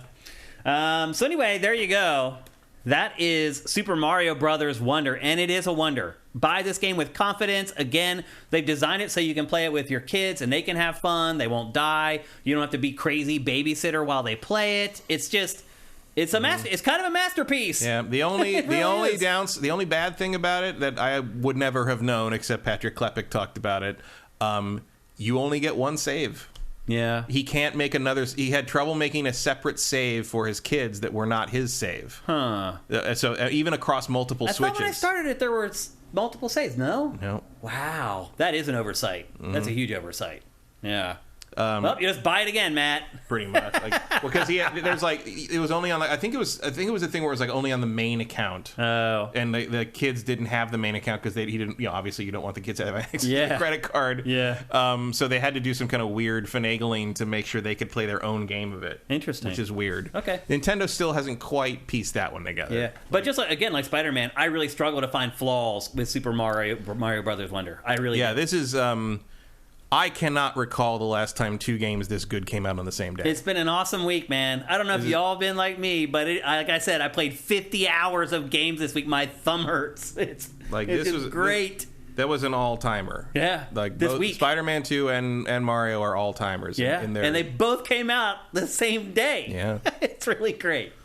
So anyway, there you go. That's Super Mario Brothers Wonder. Again, 2 thumbs up from GameFace. Both of us say go out and buy it. You won't regret it. It's amazing. It is finally a return to form for 2D Mario games that I feel like we have waited way too long for. I haven't legitimately loved a 2D Mario game since 1991. I know. It's really crazy. Here we are. Yep, here we are. All right, let's move on to our last game. Also a banger. As I said, this is a show of bangers. A brand new 2D Sonic game. This, again, let's go back to 1991, Matt, when 2D Mario and 2D Sonic were banging heads and fighting each other and pushing each other to make better games. And I was still reading Spider-Man comics. Yeah, exactly. They hadn't gotten terrible yet. It really is. This whole week has been like a nostalgia rush, an awesome nostalgia rush. But this is the brand new 2D Sonic game. And this is a little bit like Super Mario Brothers Wonder. It plays in 2D, but it actually is like built in polygons. It's polygonal, built in 3D visuals. Now, I would say that Sonic actually plays on that a little more than Mario did. Now, you're right. Like, they mess with the foreground and stuff in Mario. But in this, there's actual, like, play elements where you move into and out of, like, the screen. And I will also admit that, like, I had problems managing that. Like, I couldn't quite figure out what they were wanting me to do whenever, like, they put, like, almost like a half pipe in that you could like run up into the screen. You have to hold up diagonally up to get up there. Yeah, it was weird. The mechanics of it. It's not very well communicated. There's a sign with an arrow pointing diagonally up and right, and that's basically what you have to do. But you have to be at a certain speed. If you're going too fast, you go up too fast. It's not ideal. It's not ideal. No, it's not as intuitive as I think they think it is. Well, just like Mario's games, Sonic's games typically don't have great stories either, despite the fact that it also has a couple films that have been very successful. The setup here is pretty much similar to almost every Sonic game. Dr. Eggman is up to no good once again. He has Fang along with him this time. They have discovered... For the first time, I think this is Fang's first appearance since the fighting game. Really? Which was on the Saturn. Wow. I didn't realize that. Fang is not a commonly used character. Yeah, I know. But you can see, just like Mario there, I'll rewind this just briefly so you guys can see it. This is also a cooperative game. However, the catch with Sonic is that you cannot play with 3 players online. You can only play it locally. And when you do play locally, it's kind of a mess. If somebody falls behind, they do the typical like teleport forward, but the game struggles to follow it, basically. Like, my wife would get behind me, and then the camera couldn't figure out whether to follow me or her. It would like jump back and forth sometimes, and then eventually it would teleport her forward, and then it would jut forward to me. That is weird. Yeah, it doesn't handle it especially very well. Because that's kind of a solved problem in a lot of other games. Yeah, I mean sometimes they just go split screen. Yeah, I mean just do what New Super Mario Brothers did. Right. Yeah, you can make it work that way. Not ideal, but it's better than that. Yeah. Yep. This game, by the way, is leaning very heavy. Talking about going back to the 90s, this game's leaning very heavy on Sonic CD. Yeah. This game feels like Sonic CD more than any other Sonic game, I think, ever. Particularly with like the small like mini games and stuff that they borrow a lot of the same stuff from that. Some of it, but it's mostly the like this kind of animation style is clearly drawing from the Sega CD animation sections. The giant size of the levels and the way the levels are sort of pieced together feels like Sonic CD, except they're aware of the other characters in the franchise, because Sonic CD was started before Sonic 2, so you didn't have Tails and all those people. Yeah. And similar in the same way that like there's all these things you have to do in Sonic CD to like change the past and get the good future, and a lot of it's just like, I don't understand what you want me to do. I'm just going to run to the end of the thing. Yeah. And I found myself doing that in this Me too. a fair amount too. Where I'm like, okay, I know there's a bunch of secrets and shit up and down here, but I'm just going to go to the end. I really don't want to mess around, because unlike Mario, like this game does try to slow things down at times. The controls just aren't there for it. No, to its credit, it does remember that Sonic's supposed to be a platformer, more than almost just a speed game. However, it forgot that Sonic as a 2D platformer doesn't work that well, unfortunately. Yeah, it can, and sometimes it does here, but sometimes you're just like, okay, I'm just gonna... The problem with the Sonic stuff that Mario doesn't have is Sonic is very bad at backtracking. So if you miss something or don't realize, okay, and you're like, oh, I got to go back and try that again. And it's so that's awkward. Not fun. Because there's like the half pipes or whatever. Yeah. You can't just walk up those. You have to run back like 50 virtual feet and get a running start, or otherwise you don't have enough inertia to get over it. You can usually spin dash up them, but like sometimes there are literal cutoffs where you just can't get back far enough. Right. They'll stop you from going back. Yeah. And so you got to kind of... You just got to do the mission again. Yeah, you got to and like play it that's not a good feeling, because there's nothing there that like you don't understand. It's not like Mario where like, oh, now I understand that mechanic, so I can go back and use it to get there. I missed things in this because I didn't see it in time. There's nothing that you're trying to get you to do that you haven't already been doing through the whole level, or there's a new mechanic or a new idea. It's just, for whatever reason, they put Sonic in the middle of the fucking screen, and you can't see stuff coming up on you. It's awful. He should be back another quarter of the screen so you can react to things running in. Matt, and then there are levels where they fog out the screen. It's like, what are you doing? It's already hard enough to like keep it, because again, he's in the middle of the screen instead of kick to the back a little bit. It's already almost impossible to anticipate stuff with the speed of the game, and now you're going to give me a level where it's like you can only see like 5 feet around Sonic. It's like, what are you thinking? Like, yeah, this one is annoying because, like, you know, he's going to pop up in front of you at some point, and you can't, you know, you were actually going slow enough to react to that, but like the first time I did it, I was way up front and I couldn't do anything about it. There's all kinds of stuff like that in this, where there's just like an enemy just plate, like you're going a million miles an hour, they just put an enemy there. You just hit him and lose all your rings and they all go flying, and you're like, it's pretty easy to pick more rings up, but it still doesn't feel good. No, well, it's just mean. It's like, we put this object here to stop you from running, or we put this enemy here to stop you from running, and there's just a wall there or whatever. Then you're like, okay, I guess they want me to like go and do the slower 2D platforming now. So you run back like a little bit. You're like, oh, yep, this is what they want me to do. You have to slowly jump up the platforms. Like, the problem with Sonic is his controls, way he controls, it doesn't work for slow, like, precision 2D platforming. And the other part of the game is so fast that, like, your brain can't keep up. Like, I just feel like this franchise, until they do something drastic with it, it's just never going to be great. I just don't know how you can solve the problems that it has. And like this is good. This game is good. It's not great. Yeah, I mean, the quality level's high. Like, I didn't really experience a bunch of bugs or anything like that. No, it's solid Sonic level design. Like, there's a lot of stuff to do. There's a lot of things to see. What they've done with the emeralds is interesting. Like, each emerald the emeralds are kind of like the Infinity Stones now. Like, each emerald gives you a different power you can use, and you can use it once, and then you have to recharge it at one of the checkpoint flags, which is pretty cool. Like, it's sort of like the badges. They're sort of basically cheat abilities that can get you through stuff. It is crazy how many parallels there are between Super Mario Brothers Wonder and this. Yeah, it's just also kind of crazy how the execution barriers. This is where you see the quality in the development teams. Yeah, absolutely. And this is good. This is probably the best 2D Sonic since some of the levels in Sonic Generations. Yeah. But it's really unfortunate for them that it came out the same week as Mario It really Wonder. is, yeah. Because you have that direct analog. Yeah, the comparison would be there no matter what. Yeah. Just because if they both come out this fall, whatever. Right. But the fact that they're in the same week is like, oh. It does not shine well on Sonic, for sure. No. And with Mario Wonder, I start a level and I'm just like, oh, what cool shit am I going to see in this level? With Sonic, I'm like, how are you going to fuck me this time? Yeah. You know, and like, no, you're right. You always have in the back of your mind, something is going to stop me. I'm having fun. I'm going a million miles an hour. I'm actually still in control. Yeah. Or even if that doesn't happen, even if you don't get stopped, you pass something like, oh, I was supposed to go up and say, I can't go back to do that. Oh, okay. Yeah, or you stop, you try to go back, and and part of me is sort of like, I'm never playing this level again, so I'm never going to get. I mean, so it's like, no, it's gone forever. Like, I felt the same way, dude. It's like, I'm not going to play this again. I'll never see what's up there. Yep. And these levels are designed too, like traditional Sonic levels, where the higher you go, the safer it is to go fast. And the more likely you're going to find special shit. Right. And the lower you go, the more technical platforming, the less opportunity you have to go fast. And if you do go fast... Has that ever landed on the green thing for you? Because I've never gotten the... What is it? You get a fruit. Oh, boy. Some weird fruit thing. I don't even know what it is, Matt. I've never gotten the fruit thing. Yep, it gives you some weird... These are cool ideas, like grabbing these vines and being bounced up. But, like... You gotta hit like the pixel of the tip of the vine. It's like, no, just, so awesome. Just let me grab it. What are you doing?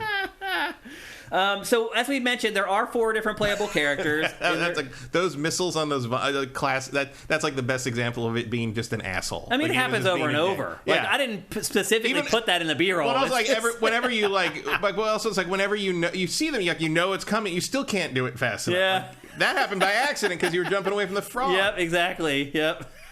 But that is kind of the fun of Sonic, is the happy accidents in this. We're just like, you don't even do stuff on purpose, and sometimes it just ends up being awesome. Like, I think that's part of the charm of Sonic. But anyway, there are 4 different playable characters, and each one does have a special ability. Sonic has his dash, of course. Tails has like flight, her hovering thing that she does. It is a she, right? Tails? No, Tails is a boy. Just sounds like a girl. Tails is young. Yeah. Knuckles can climb walls like he always can, and he can glide. And then Amy can double jump. And those are kind of, each character kind of has its own special thing. Yeah. And they each have their own, seem to get a dedicated level throughout the, like Sonic gets the first one, and then I think I don't remember what the second one is, but like every character gets a dedicated level only they can play. Yeah.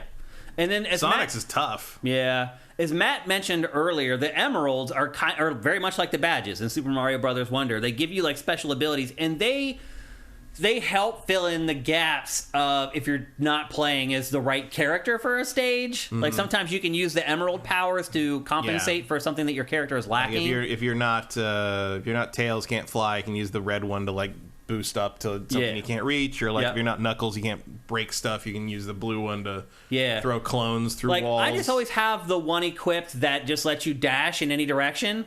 That's the red one. Yeah. I mean, it lets you like break the game basically. You can just go anywhere without having to worry about any of the platforming or any of the obstacles. Like, but again, they're there to help you in case the character that you're playing as isn't ideal for the level that you're playing.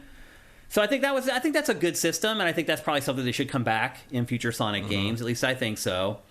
So you've probably been seeing some of these mini games. Those are basically when you find rings out in the world, you jump into them, and then you play the mini games, and that's generally how you get the emeralds. It's that weird mini game that we showed where you're kind of out in the middle of nowhere and you're swinging. That mini game is trash. It's very hard to gauge anything. It's insane that it is so prevalent, and you do it way too many times in this game. Again, it feels like something that like the developers didn't test before they released the game. It's kind of a tradition that like the Sonic like Emerald mini game is terrible. Yeah. Well, they nailed it then. The badge one is better. The badge one where you're kind of like the Sonic 1 thing where you're rotating the field and bouncing through that's like that's way better. That's fun. Yep, for sure. And that's a throwback nostalgia for me. I enjoy doing those. But yeah, the free flowing like grapple thing that they put in there, like it's just dumb. Like you're right. You can't judge the distance. Like I felt like sometimes there was just no way I was ever going to get it. Like I kept it was curving to the left, so I kept trying to go left, but there were no like attach points on the left to attach to. It's like it was intentionally making it I don't know. I thought it was awful, and you have to do it all the time. Every time you get an emerald, you have to go through that stupid mini game. And then there's other small stuff, like every time you pass a checkpoint with more than 50 rings, then a portal will open. And that's when you play the game that you talked about, like the classic one where you bounce around like the moving stage or whatever, as it kind of rotates around. And in those, you collect coins that you can use to customize your multiplayer avatar. Those suck. Yep. Because you have to you have to point the other direction. You have to point the other direction, and you don't know it's coming. I know, dude. I know. It's so funny how we're sitting here talking about this game, and you have experienced all the same issues that I have. Literally everything you say, I'm like, I was just about to say that. Like, you're right. Like, you think that thing, because of the way it's angled, it will just automatically send you the other direction, but no. No. Why don't they work like springs? Right. It's because that makes too much sense, Matt. Yeah, so the emerald powers, they are universal. Like, any character could equip them. And again, it does kind of fill in the gaps for some characters so they don't have the abilities that you need. There are 11 total zones in the game, and each one of them is split in, and then those are split into like 3 chapters, so to speak. Each one takes around, I don't know, like 30 minutes, something like that, to complete, roughly. There's no limit to lives. I learned that. Yeah. No, you're right. And the other thing, too, is that, like, there are no zones from old games in this. Not a single. Every single zone is brand new. They built from scratch just for this game. Here's the section I was talking about. It's a very weird choice. This is the dumbest idea maybe in the history of video games. And there's a maze in there where you have to like figure out where to go. You can't even see the maze. It's just so dumb. I mean, we say this game is good. Is it though? Yeah, I like it. I mean, I did enjoy it. Like when this stuff is happening, it's fun. Yeah. But it's just not on the level of what Mario's doing. Yeah, the comparison. And for a Sonic game, this is a goddamn miracle. Like, this is the best 2D Sonic game in forever. It really is. But that's what shows you, I think, how bad the last handful. I mean, that is damning with faint praise, I admit. Yeah. But I do like this game, which is not something I've said about a Sonic game in a very long time. Yeah, not a 2D one anyway. Most of the 2D Sonic to me just tends to be tedious. and there is tedium in this. There is, but it's yeah. mixed with like fun, which The boss fights last way too long. Some of the boss fights take forever in this. Like, they go through, like, 5 different stages or whatever. Like, the bosses in this break the 3 rule. Which most... Yeah, you have to hit them more than 3 times. Yep, usually. some of them. Not all of them, but some of them you do. And, like, I hit it that 3rd time, and I'm like, okay, oh, nope, it's not over yet. Like, this one takes more than 3 hits. I think it takes 3 hits of each different way to hit it. Right. There's 2 different ways to hit it. Yeah. And I appreciate, like, that they're trying new things, but they're experimenting a bit, and there's a price for that. Yeah. But you're right. At least they're trying new stuff. Yeah. It doesn't always land. Production values are good. Graphics are great. Animation's good. Although, to your point about the storytelling in Mario, it's even worse here. Yeah. Because here, they don't say anything. And they're literally just pantomiming. It's literally like playing charades, trying to figure out what's going on with the plot. And it's just like, Sonic has never not talked. Like, just fucking do it. Yeah, I don't get it. They're trying to throw it back. I mean, again, I am 100% certain that the main inspiration for this game was Sonic CD. And he didn't talk in that. You know, he didn't really have a personality beyond fast jerk for a long time. And, it's... And, of course, you've got the problem with the fan base, where, like, the fan base all has their own ideas about who Sonic should be, because some of them think it should be the guy from the adventure games, and some think it should be the guy from the SatAM, the Saturday morning cartoon. Some think it should be the Jaleel White one. So, you know, some think kids now probably think it should be in the movie. Yeah. Yeah. Like, it's so, like, there's no. Sometimes it feels like they don't think there's any way to please everyone, so they're just going to make them quiet. That was so cheap right there, Matt. Yeah. Did you see how cheap that was? Like, they don't show you the laser there. They're like, you're just going to get hit by the laser, dude. Like, that's just all there is to it. It's very true to the 16-bit roots. I mean, if you go back to some of those Genesis games, every game did that. You're right. All the just time. Cheap. That was video games. Was, what cheap bullshit's going to happen next, so that I don't finish this in one rental from Blockbuster. Yeah. And there's some things to collect. There's, like, medals, hidden medals that you can find. You spend the medals to build a robot for some reason? You use it to... So your multiplayer character in this is a robot, and then you use those coins to buy cosmetics for the robot character. Also, don't forget, there's no online co-op play in this. There's only local co-op play. The online stuff in this is, like, weird. The battle thing? Yeah. And there's, like, a time attack mode with leaderboards. But, unlike Mario, you can only challenge your own ghost. You can't download other ghosts to get better at it, to see how other people approached it differently from how you did. That's very weird. There is a New Game Plus that unlocks after you finish a game where you play as a brand new character named Trip. And you basically play in modified versions of the game stages made just for that character.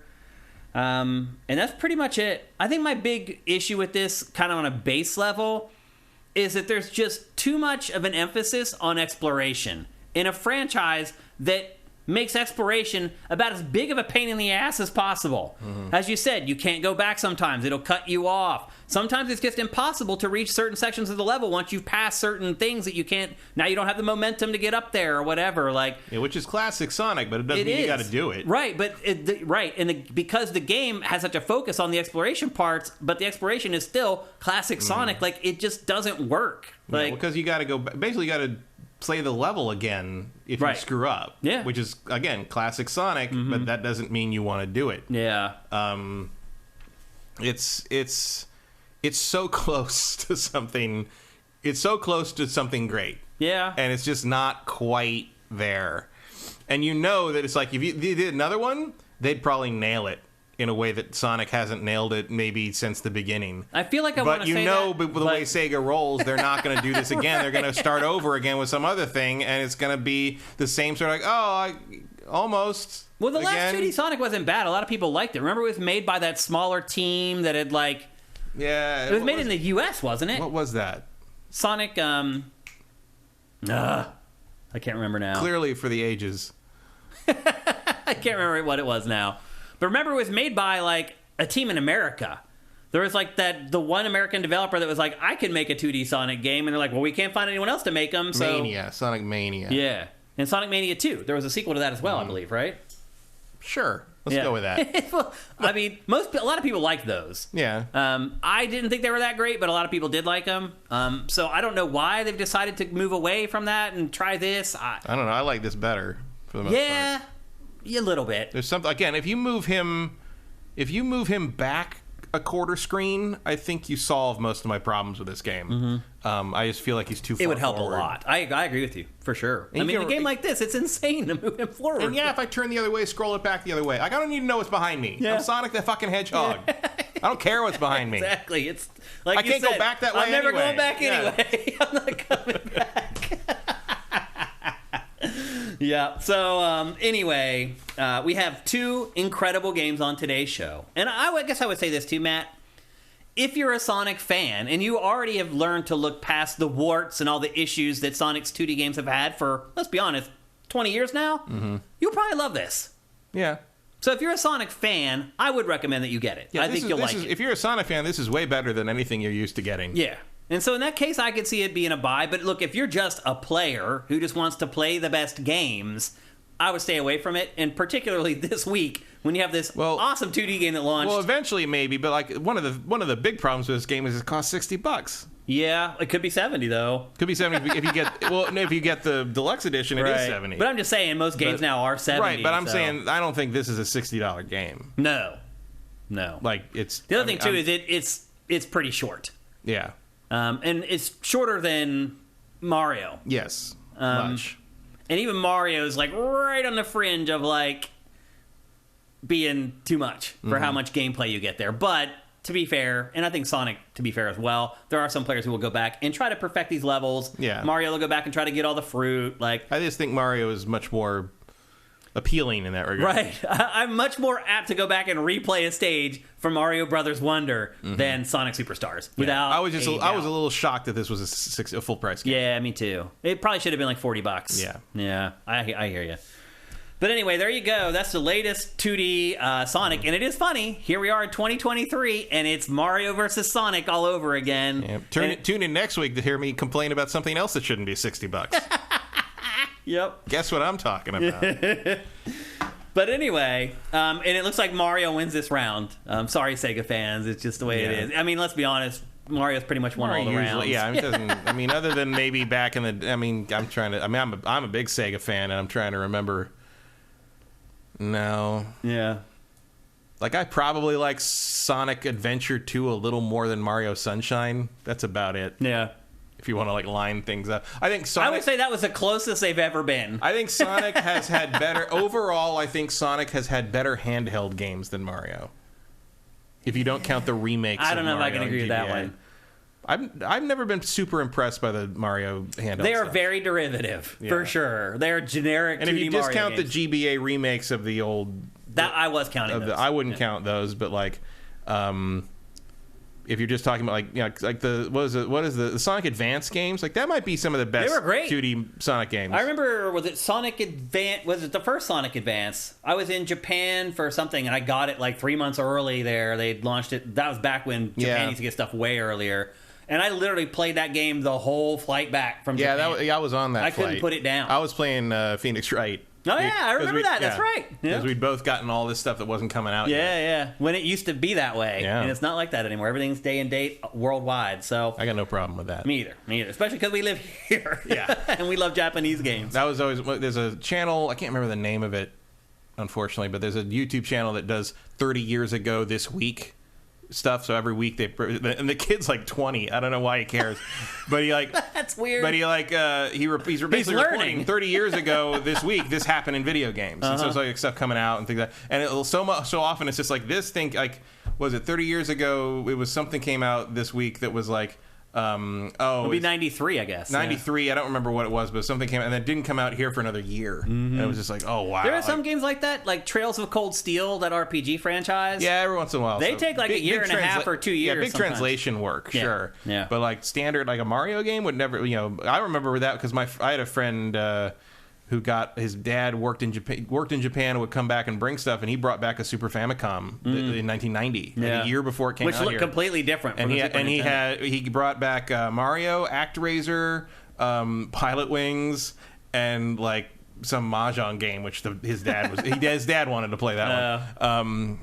But we like he like invited tons of people, and like we would be talking about the new Mario game, and I was like, Mario is not out, it's not really, and like so like he made VHS tapes of himself playing the new Mario and actors, so we could like bring them to school and prove to people that like he had it. Wow. Because it was a year. It was a year before it came out here, and like it was, like, and so by the time it came out here, we all knew how to get through all that stuff and how to do all the special codes in Street Fighter and all that stuff. And I was like, "What the hell?" It was a whole deal. You're the OG at Back school. importing stuff used to be a big important thing if you wanted to play stuff before, Even like, up through the N64, Dreamcast, PlayStation eras. Oh, I that's how even the PS2 era. Saturn. I mean, half my Saturn library downstairs is Japanese. imported. It's because like that's how I learned to put in mod chips and like so I could play the Capcom fighting games and stuff. Yeah. I had my Saturn had this cool. I mean, they don't do this anymore, but it was like had a mod chip. It had a little switch in the back, so you switched it up for Japanese and down for American, and that switch broke after like 4 years. Which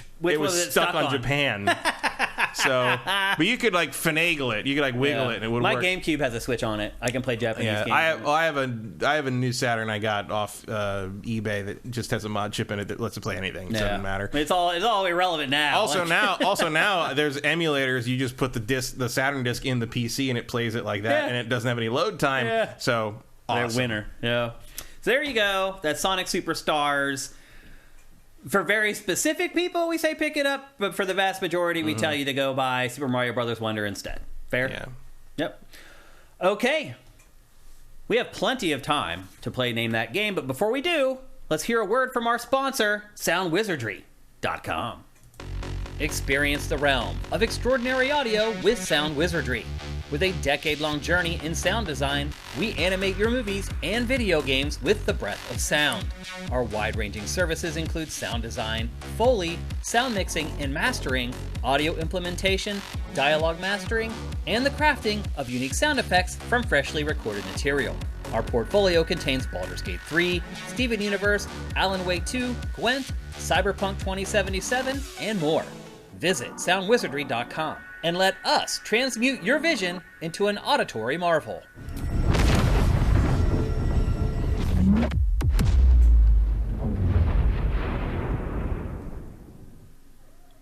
That's right, Sifters. Head to SoundWizardry.com for all your sound needs. It doesn't matter what you're working on. If you're working on a project for school, if you're working on your own video game in your garage or in your basement with some friends, if you just have an audio project like I do all the time that you screwed up and you need to have it fixed, they can help you with that too. Obviously, you saw their incredible resume, and really, that is just a small sliver of the big games that they have worked on. They are a rising force in game development. You should check them out. Go to SoundWizardry.com. Before we get to Name That Game, I want to check in with chat. We should have done this with Sonic, but I forgot, so I apologize. Let's see what you guys are saying about all this stuff we've been talking about. Vincent says, Advance Wars 1+2 never launched in Japan. There are still some edge cases. There are, yep. It's just not as prevalent as it used to be, unfortunately. Or actually, fortunately. I think it's better now. Kev, good morning from Korea. Finally able to tune in live. Welcome, man. Glad to see that you're able to make it to twitch.tv/SiftedGames for GameFace. We're here every Tuesday at 1 p.m. Pacific, 4 p.m. Eastern. Whatever time Korean. Yeah, I don't even know what that would be. I mean, that's like 10 hours ahead, but 10 hours back, but tomorrow. Right. Yeah. Like I always felt like when I flew over the international date line, I was time traveling. I'm like, if I just flew backwards, would I never get old? Biggest laugh I ever got in a corporate meeting was when somebody said they were going to Japan the next day, and I said, okay, cool, don't tell me what happens. Yeah. Swanland says 5 people worked on the original Mario game, 4 of them worked on this. That really is amazing. Yeah. Yeah. I said that earlier. Yeah.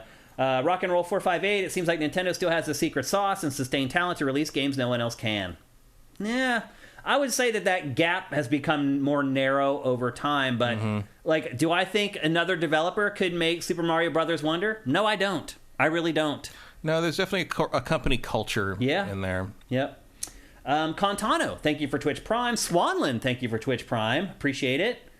Did you see people modded the game for the flowers to just swear and curse, but Nintendo went after them? Of course they did. Yeah, that story was on Sifted.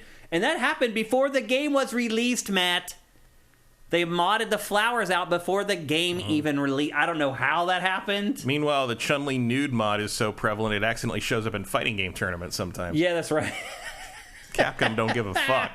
AJ says, my wife literally said when I told her I was going to buy Spider-Man 2, are you buying the new Mario? Because I saw it on the news and want to play it. Yeah, Mario brings in all the casual gamers. It does. Yeah. It's like a dog whistle for the casuals. They're like, oh, new Mario. I'm going to finally play video games again for a little while. It's kind of awesome. And I saw someone mention that they felt that the new here it is, the Legacy. Sonic has better music than Mario, in my opinion. I would not argue with that, actually. Yeah, I think overall, there's a couple of classic Mario tunes that I think are like classics. Eternal. Yeah. But certainly post 64, I think Sonic takes that. And I think in these two games in particular as well, Sonic has better music. Yeah. The Mario music in this, it's good, but it never caught my attention. No, if there's one thing that I still have an issue with in Wonder, it's that it still has that sort of clean, saccharine thing that some people call charm, but I just call irritating. Yeah. It's just so... Mario doesn't need to be edgy, but give me a break. Yeah. It's a little much. Yeah. Yeah. I mean, again, I think they're just protecting their young base because sure. The reason Nintendo does that, and Nintendo thinks it's important, is because eventually they become adults, and then they become adults that buy the Switch and buy all the Nintendo stuff when they have become, more importantly, they become adults who have children, right? And buy a Switch for all their children. Yeah. And that's their thing. They want a Switch they don't want a Switch in every home. They want a Switch in every hand. Yeah. Yeah, they want 3 or 4 Switches in each house, and I think in some cases that happened. I think they succeeded for the most part. It happened in some cases for sure. So anyway, that's it for the bulk of GameFace. However, it's now time for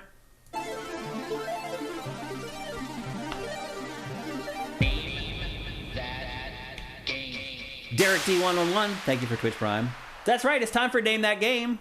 Name that game. I show you 5 screenshots from a video game. You try to guess the name of the game before Matt Kyle does. There's a couple rules. If you've won already this year, do not play. You can only win once every calendar year. We did have somebody break that rule a few weeks ago. And I'll be honest, Matt, I have not seen that person in chat since. He killed him. So don't do that. Seriously, I don't think he's shown up for a live show since he did that. And it's not like we're all that mad about it or whatever. But anyway. So anyway, if you've won already this year, do not play. Also, if you do not play PC games or have a friend who plays PC games, do not play, because if you win a free PC game. So don't just take the code and just let it go to waste. There's tons of sifters who play PC games who would love to have that code. And then finally, do not spam the chat with game titles, because we put the chat into slow mode, which means you can only send one chat every 60 seconds. There's nothing worse than seeing that screenshot and knowing what the game is and realizing that you can't put it in because you wasted your chance just spamming the chat. So those are kind of the 3 rules that we play by. Hopefully you can adhere to them. Kai Mill 1983, thank you for Twitch Prime. That's awesome. We appreciate it. And with that, are you ready, Matt? Sure. Are y'all ready? It's time for Name That Game. And here is the first screenshot. Sure is a tree. Or is it?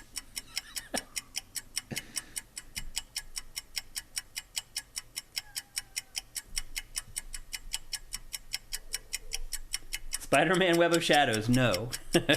I can see where you might think that I might slide a Spider-Man game in here, though. Underrated game. Breath of the Wild, no. Abzu, no. Metal Gear Solid 3, no. Sekiro, no. Does kind of look like Abzu. It does. Ocarina of Time, no. Skyward Sword, no. Metal Gear, no. Look at all the Skyward Swords. No, it's not Skyward Sword. You guys all guessed it at the same time, though. Divinity Original Sin 2, no. Do we got any more before we go to screenshot 2? Pokemon Violet, no. Pokemon's never looked that good. Violet definitely doesn't look that good. Baldur's Gate 3, no. That's a good guess. That Japanese dude. Dragon Age, no. Still getting some guesses trickling in here on this one. Okay, I think that might be it. All right, let's go to screenshot number 2, and here it is.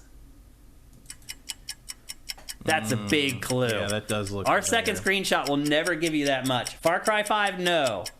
No. What is that? I know that. Somebody should get it from this. Horizon, no. No, doesn't look good enough to be right, but it's some indie thing. Flower, no. Oh, we have a winner. Firewatch, that's it. Yeah. I love it. I love that Kaimil 1983 got it. Our first time watching from Korea. That is freaking awesome. It is Firewatch. Good job, Kaimil 1983. Cody S. Carter got it, but he got it a little late. But it is Firewatch. I didn't know. I tried to make this one more obvious because the game isn't a big game.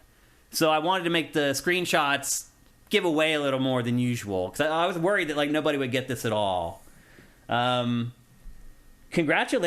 Kaimil 1983. That's awesome. Here's the rest of the screenshots. That one probably would have given it away because like all the promotional art for that game was this, like trees with like orange. Here's the fourth one. That's actually inside the guardhouse. I figured if anybody who had played it would immediately recognize that. And then here's the last one, which shows the guard tower, which is the most iconic image of Firewatch. So congratulations once again. Awesome job. In fact, I'll give you another round of applause because that was just too uncanny. MK Ness says he knew it. He was just in slow mode. Yep, that's why you got to make sure you make your guesses count. Yeah. So hit me up here on Twitch. You can send me a DM. And we'll get you the code. Or if not, you can send me a DM on Sifted where I'm at Shane. You can send me a DM on Twitter where I'm at Dinfire. You can send Sifted a DM on Twitter at Sifted Games. Any of those will work, and I'll get your code out to you. Congratulations once again. And we have, let's see, we got about 5 or 6 minutes left for some Q&A. So let's get to some questions here before we have to go. Let's see what we got. Commander Fett, have either of you seen Dumb Money? If so, what did you think of it? I have not seen it. Nope. But this whole town is plastered in billboards and bus advertisements for that movie. Yep. There's a big budget there. That money's coming from somewhere. What is it? Some comedy thing. Is it like a mockumentary? Like something like that? I'm not super... I've heard some people like, oh, I really want to see... I don't know. I haven't been paying attention. I've seen the ads everywhere. I can't figure out. It almost feels like an Impractical Jokers type prank thing or something. Yeah, I'm not sure. It's not. I don't feel any need to see that in a theater. Yeah, me either. I don't think I'll ever go to see a comedy in the theater ever again. Mm-hmm. I don't think I will. Like, it's just to me, there's just no reason for it. Not for the ticket prices in this town. Yeah, exactly. Oh, Kai Mills says he's from Poland. I thought he said Korea. He's in Korea. Oh, he's in Korea. You're from Poland. Gotcha. Okay. Still, congratulations. Because the time shift in Korea right now is brutal. So thank you for showing up, man. We appreciate it. Your thoughts on Killers of the Flower Moon? Did you see it? Haven't seen it yet. Okay. MK Ness, what are you using for streaming software and hardware? You mentioned having a TriCaster. Interested in knowing what kind of equipment you're using. Have you adopted some of the newer hardware? Are you using stuff that you were familiar with in TV broadcast? TriCaster. The TriCaster does everything. It does all the switching. And I'll spin this around quickly. You may not be able to see it. You can kind of see it. There's the TriCaster interface. This is what I'm working on while I'm hosting a TV show, which is insane. Nobody does this but Shane Satterfield. So the TriCaster does all this stuff. It switches all of our inputs together, all the different cameras. This is all the B-roll, like the footage here. These are all the still graphics over here. And I'm basically a DJ while I'm sitting here kind of cutting the show together. And then it also streams and handles that whole part of it too. However, the catch here... Oh, and I just lost the signal on the TriCaster. It's back. Thank God. The catch here, though, is that our TriCaster will, as you guys know, will only stream at 720p. Mm-hmm. So the only way that we can stream at 1080p or higher is to send the signal out of the TriCaster into this other PC that's sitting here. But to do that, I need a good graphics card. This PC isn't powerful enough to stream 1080p without dropping frames. So... the truth is, like, I need money to upgrade our equipment in general. Like, that's just the truth of the matter.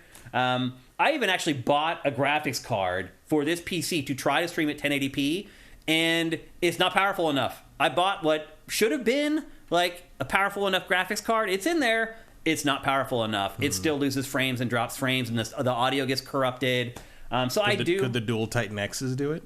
Probably. Yeah. I don't have anything to use. But I don't know if they would install in this. We just use the PC. Oh, yeah. I'm not using that PC for anything. We may have just solved the problem. Thanks to your question.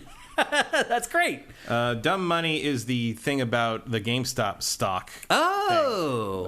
I think I was confusing it with Mad Money, which is a Ted Danson comic. Oh, right, which yeah. a couple other people in the chat did. Okay. And now I can't remember the people I said wanted to see it. I can't remember if they wanted to see Dumb Money or Mad Money. That's unfortunate that the two movies have the same. It's kind of like similar 2D title. Mario and 2D Sonic coming out in the same week. Yeah.